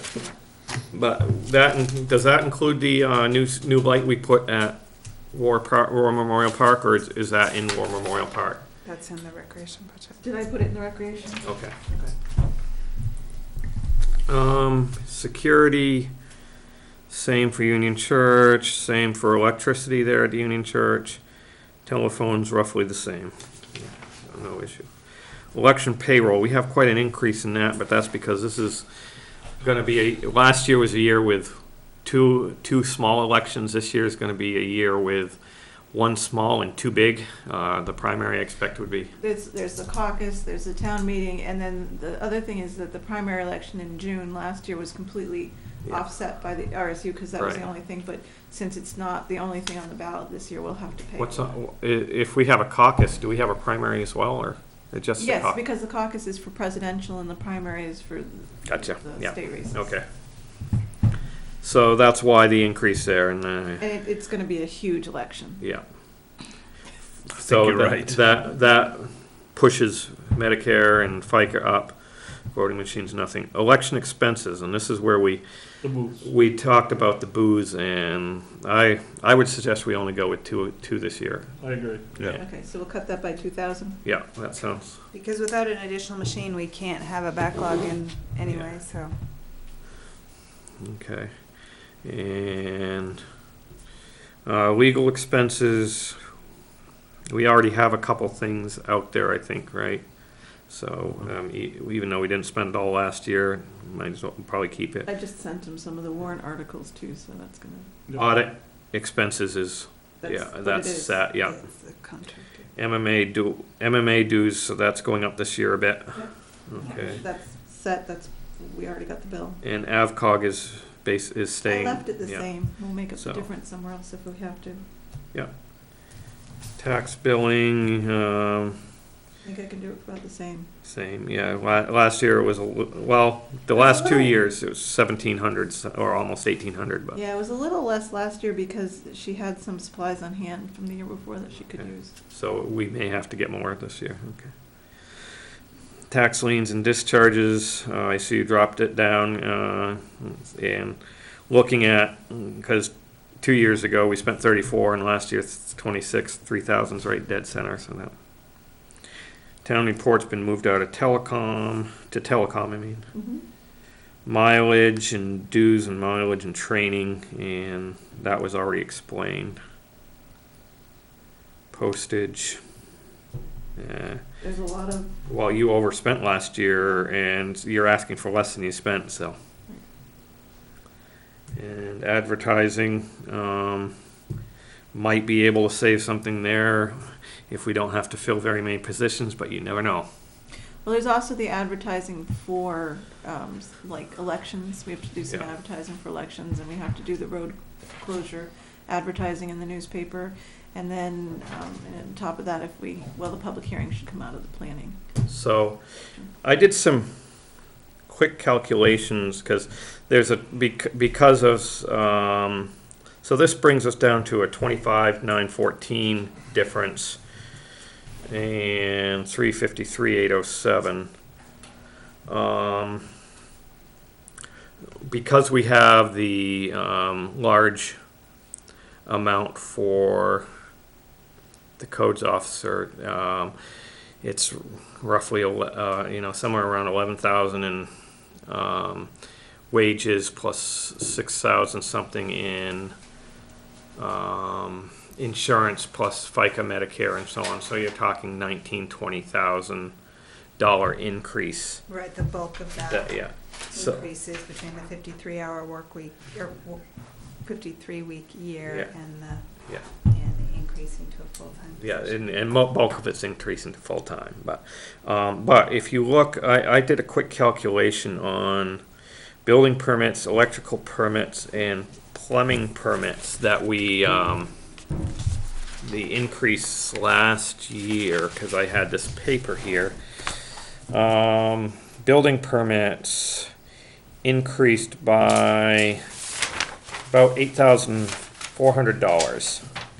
Electrical permits increased by about 3,100. So that's 11,100. And plumbing permits increased by 2,300, 11,500, 2,300, so that's 13,500. So of the 20,000 that we're asking for, 13,500 of it's realized in increase in fees. Yes. So, and the fact that he's already seen a major increase this year over last year. Had 5 more permits on Monday. Yeah, so there's been a large increase in permits this year over last year. So between that and the fact that permits tend to relate to more taxable overall and things like that, and the fact that if we increase the hours, I'd expect that we would also change the job description to be town planner and to do things such as start work and making recommendations to the board of how to start the comprehensive plan and things like that. If we decide to put money towards the comprehensive plan this year, I was discussing with Paul, because he's so busy now, I don't think that he's gonna really have a lot of time to work on the comprehensive plan. But if we put money towards the comprehensive plan, maybe he could work 5 days a week, but that 5th day come out of the money from the comprehensive plan instead of, I mean, I know it's like apples and orange, but it's for a specific reason, you know, because we really do need to get the and the work is just. Well, my understanding was that part of the rationale for increasing the position was To try and. to take on a role of planning. It is. But planning and doing a comprehensive plan are 2 different things. Well, and I expect that the comprehensive plan deal we will probably be forming a new committee. And, Yes. Having them start to work on it, but I would expect that they would work very closely with Paul. Then I would also anticipate that we are going to have to add some money to the budget for the expenses associated with the comprehensive plan. But Because it's, the problem, I understand what you're saying, but we don't have any idea what how much those expenses are, because we haven't even looked at it yet. And Well, a round figure that I've heard from people is about $20,000 can get it done. I know it depends on whether you do it in-house or whether you farm it out. Paul and I have been looking at the state website. There's a website on the state where if you have a comprehensive plan committee and they ask the state will actually put together a packet of information. It's this huge file, and there's many different towns that have already done it before that you can access, Richmond being one of them, which is somewhat similar, although they have much more commercial. That could assist us in doing that kind of thing. So it's possible that maybe if you put 10,000 aside this year. is there a fee for accessing that material on No. the state site? No, the fees would be mostly for mapping and things like Well, that.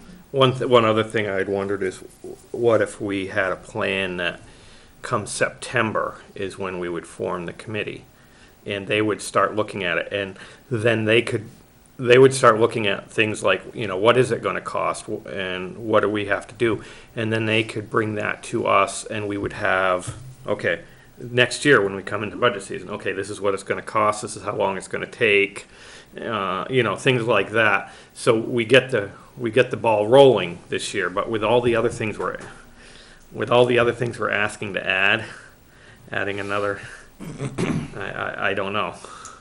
Agreed. I mean, I know we do have to have that, 'cause it was kind of surprising to me that we hadn't already had that approved, like somehow I just believed that it was done, but. Let Paul nibble on it, I'd say right now. You know, I feel like the fact that we are several years out of legal compliance because we have put off dealing with it, I am concerned about kicking the can further down the road, and I understand the financial piece. I feel like we're kind of walking a little bit of a fine line on that as far as potential liability and. I would agree with that, yeah.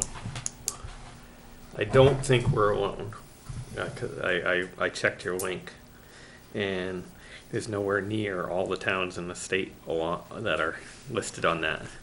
And so I think we're actually in the majority of towns, but and I guess that's where I see if we start making the moves this year and next year we really get rolling the ball. I mean, I know it's a multi-year process, and there's no guarantee at the end that the town's going to even accept it. Right. I'd actually like to see the committee get together a little earlier, because some of the process is polling town members, and I'm thinking maybe the November election would be a good time to get the committee members out there, because there'd be so many of the townspeople So out maybe voting. June or July or something, and that's what I'm thinking. There's a lot of stuff, preliminary stuff that can be done on this to get the ball rolling that doesn't require the expenditure of too many funds. Absolutely.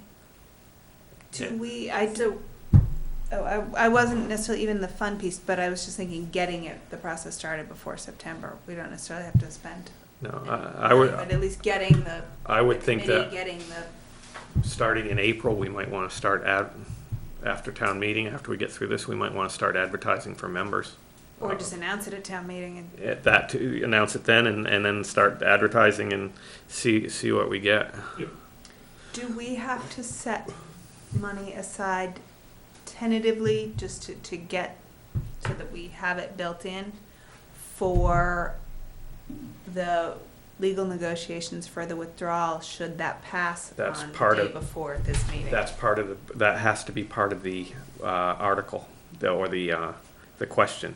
It says, it would be, say something like, do you support Durham withdrawing from RSU 5 and allocate X amount of dollars? Right, so we have to figure out what that amount is, and then sort of just, I something to keep in mind as we look at these numbers and what mill rate, sort of tentatively looking at mill rates, At least we'll know that may be a player in it. At least we'll know the answer before we are at town meeting. I think the number About I've 5 heard, minutes before. the number I've heard thrown out there from different areas is around 50. That's what I was thinking. Yeah, that's what was used last time here, and that's what was spent in Freeport. Okay, so 50 or 50? 50, 50. That's- 5-0, yeah. And along that note, we probably should see if we can get 4 or 5 people to put something together.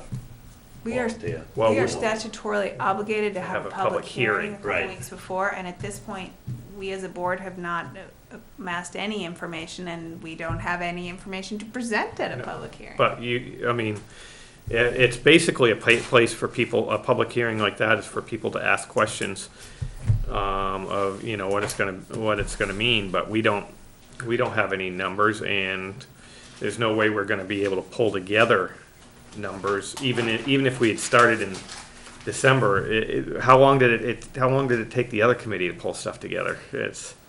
But we can. I think if we're required by statute to have a public meeting, I think we're obligated to do something, to have some information to present to. But The voters. you don't need anything financial. Freeport proved that.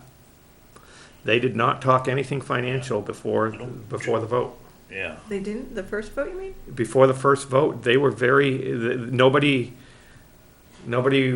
did anything like what we did with the other committee, and there's nothing in the state law that requires you to do that. You're required to have a public hearing, and to be honest, the selectmen call a public hearing, but it should be the people who Right. they Who started the petition? started the petition. I mean, really, but I do know that Freeport, because they did not want to talk numbers. I mean, they did have, I think they had some consultant do a quick run of things, but it was not in depth. But I can ask Peter. yeah, find out what they did. And find out can you find out from the Secretary of Education or from somebody at the Department of Education what we're required to present or do at this public hearing? Because, I mean, there's not, all we know, all we know basically is, there were enough people that wanted this on the ballot. If you do this, that starts the process. We we will have $50,000 set aside for the negotiation, and there's no guarantee on what the outcome is. Right, I mean, Or- I think there are some fundamental questions that people seem to have that I hear a lot, that we may or, I mean, one is the bond, which we are on the hook for, whether or not we can negotiate a compromise on that is We an could- unknown at this point.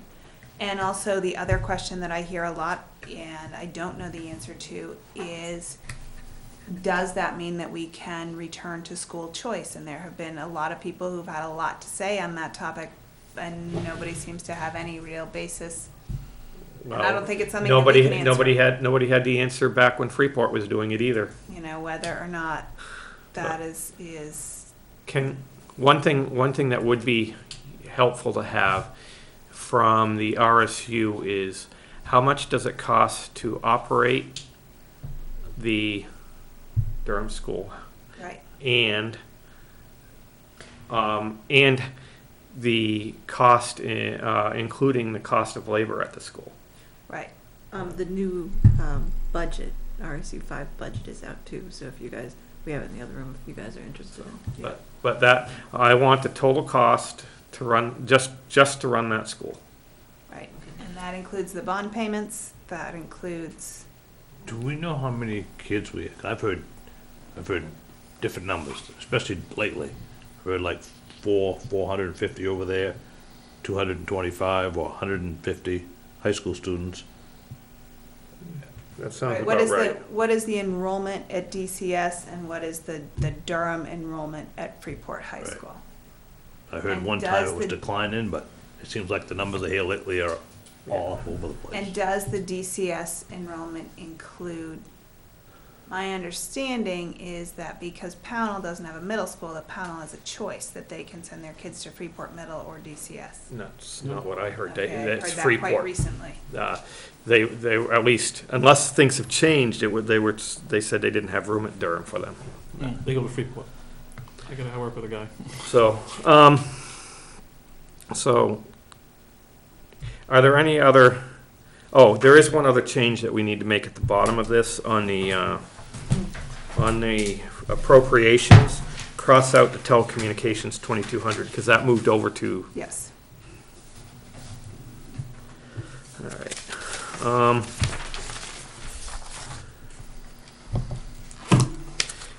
Is that it for now for administration? So will that make it 351,607?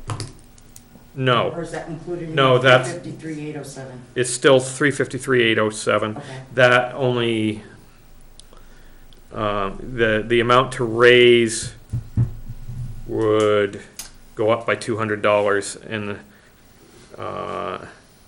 I believe. And so the 88,362 would come down to 86,162. Okay. And then the amount we'd have to raise would go to 267,645. And the total would be 353,807. Okay, thank you. So I assume you did animal control last night? Yep, yeah. No changes?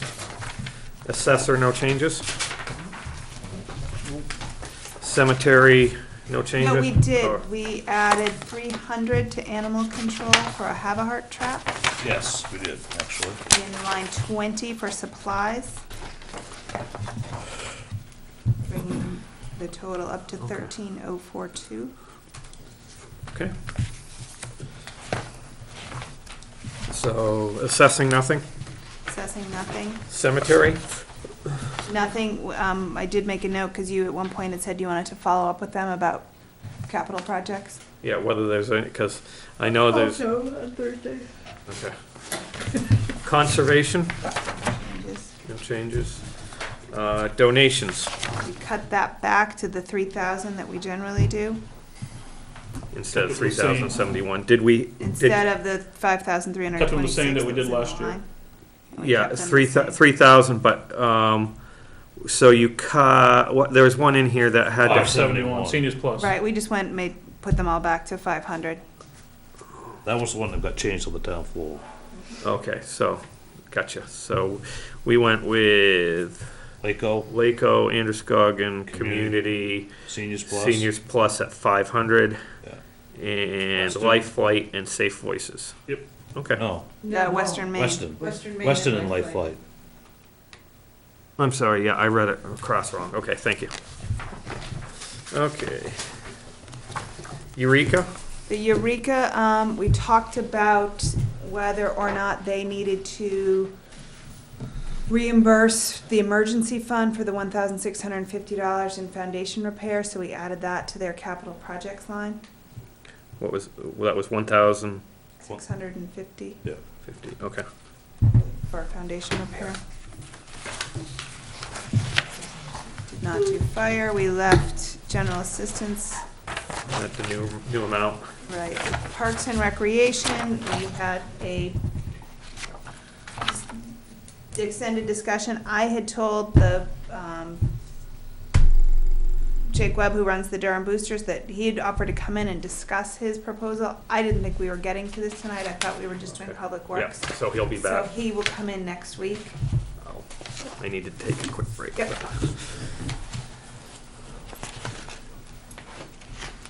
And we also didn't have gazebo costs on that either, so.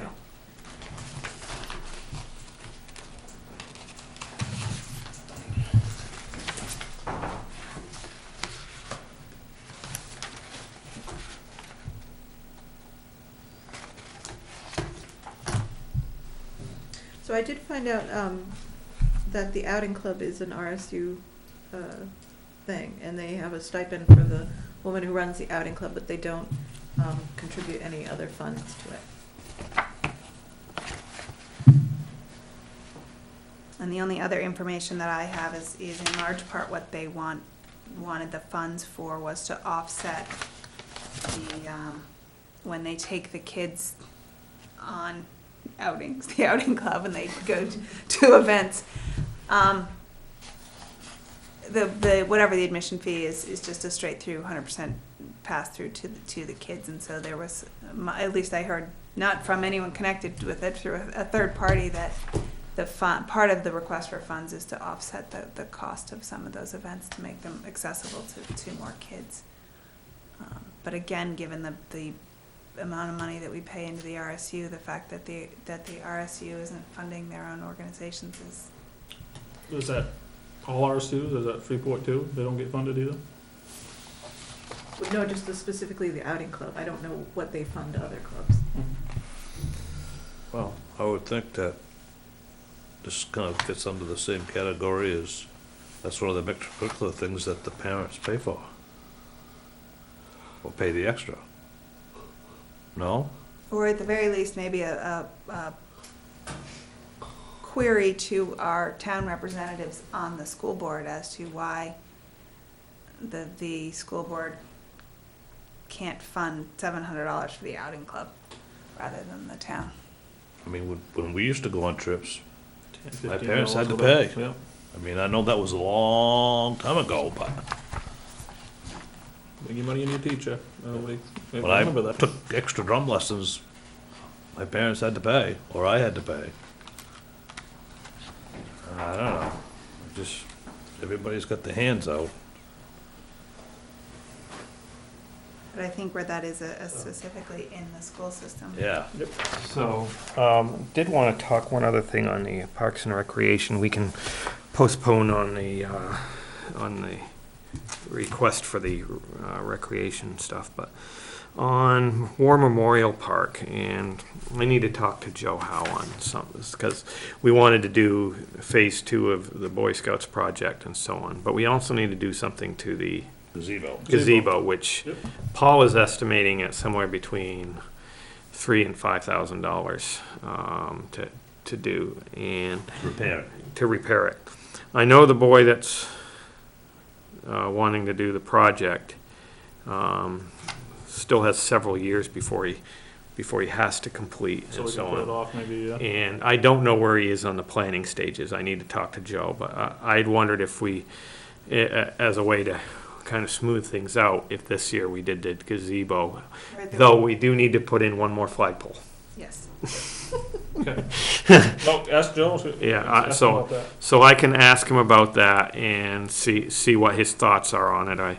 And if that's the case, we still probably would need to,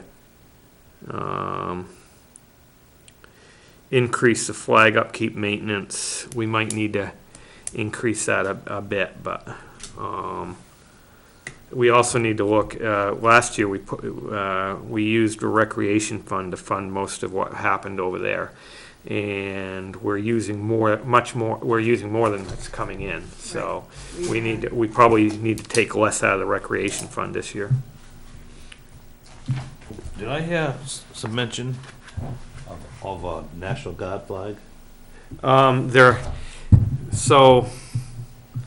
There's been a lot of talk as far as, discussion back and forth. Do you add one flag and put the Coast Guard, or one pole and put the Coast Guard flag up? Now because it wasn't planned for the fifth pole, everything's symmetrical right now. You add one pole, it's no longer symmetrical. So there was talk about, well, what if we add two poles and so on? And then the question is, what do you put on that other pole? Right, one of the emails said the Merchant Marine, another, there's been a bunch of different. Yeah, Well, the National Guard is kind of, I mean, I work with some guys that are in the National Guard and they've spent time in Afghanistan.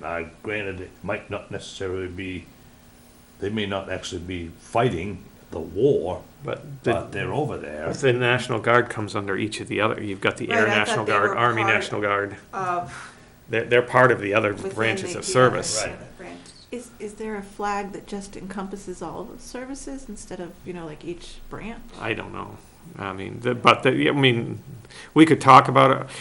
Personally, I think, and which is, if With the we, Durham seal on a flag? if we put one flagpole up this year, and then we can see how it looks.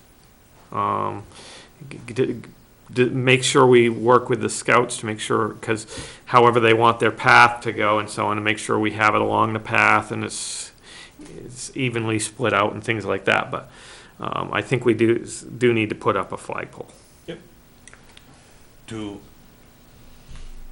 Do we repair that gazebo, or do we look to the future and change it to the point where it's lowered down? No.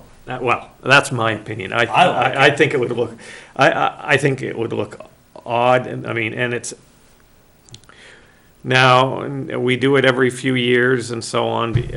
Last time was 10 years ago or something like that. They redid the lower Yeah. part and stuff. I think that's But what they're trying, they're trying to keep it with the Well, historic. I'm not against leaving it the way it is. I just kind of been looking in different areas and throwing that out. So if we do that, then we have to come before the Historic District Commission. If we change the way that is.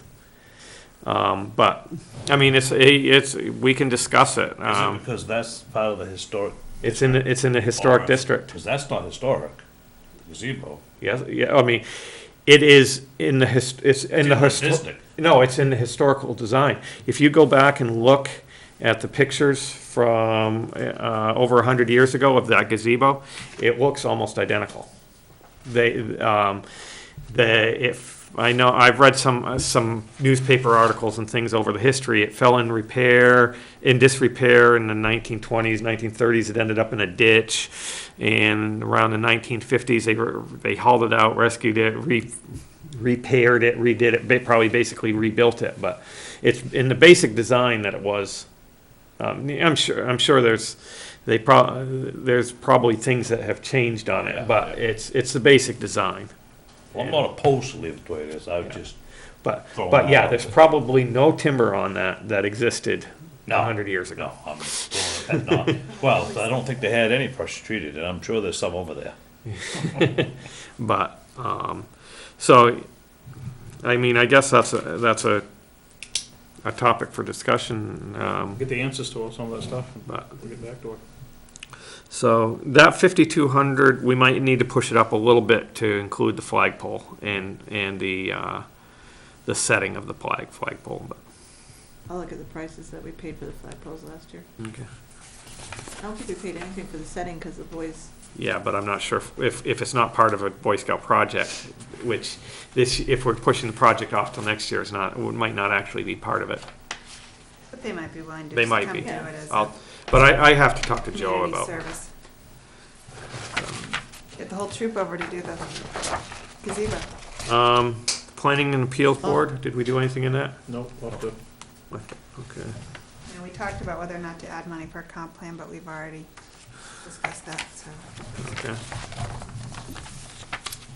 Public Works and Roads we've already done.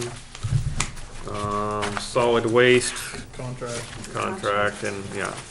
And Telecom and, Did you get the newest version? I got the newest one. I'm a rather I understand that what they're trying to do, and we do have funds available, but as long as this is not something that's going to continue. Now, I see the like the security camera for the fire department. yep. I'm fine with it coming out of here, but I see this as an ongoing line because next year we probably want to do the public works. Year after, maybe here. This was, and Sarah brought this up, this was in Yes, so we can. there last year, in somewhere last year. No, it was in the fire department capital budget. We threw it in. Okay. And it's actually back in the capital budget this year for the fire department, but we could remove that from their capital budget and do it here. Sounds good to me. So, okay, so that's it. Anything else we want to discuss tonight? One thing I would be looking for is a sheet that shows the budget, how much is coming out of designated funds, how much is coming out of taxation, and the difference in taxation and designated fund usage. I actually have that going, I just Okay. really didn't have a lot of figures, like the fire and the Yeah. roads I didn't have, so it Okay, kind of was so skewed. we'll have something to go see I'll next give it year, to you. yeah. I mean, sorry, next week. Yeah, next year. The only things in the telecom that we did talk about was the big screen TV. We just weren't really sure. Where, was that for over the I guess Eureka? it's for, I had But notes also, about it. well, there's two TVs that Jeff had been talking about, one being replacing this little teeny weeny Yeah, television up That's here. fine. Not with a big screen, but with No.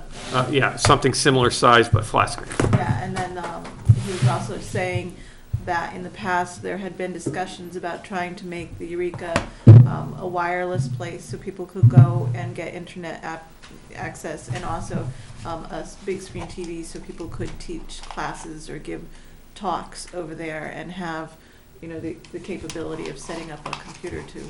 That's that $4,200. Yes, or a Super Bowl Line party, item. you know, that might But bring even, people in. Oh, I can bring people in there with a keg. but the mean- total bottom line is less than we took in franchise fees last year. No, it's not. Well, it does if you subtract out the $10,000 grant that was No, specifically. no, because it's like $3,000 more. Because, Yeah, I had it right here, it's $47,500. That includes the $10,000 grant though. Oh, But- that It does, includes yeah. the grant, oh, yeah, okay. so, so it's a little more, but we have been saving. We have approximately 90,000 set aside right now. And my intentions on this is that on a year-to-year basis, we use less so we can put money aside to Right. replace and upgrade our equipment. Right, that was. But, and this is what he's trying to do here, is to upgrade Upgrade equipment stuff, yeah. and so on. All right, anything else tonight? Who wants to, Move to adjourn? Second? all in favor? Motion carries, thank you. And thank you all for coming last night. Josh? Not well. Oh, well. Yeah.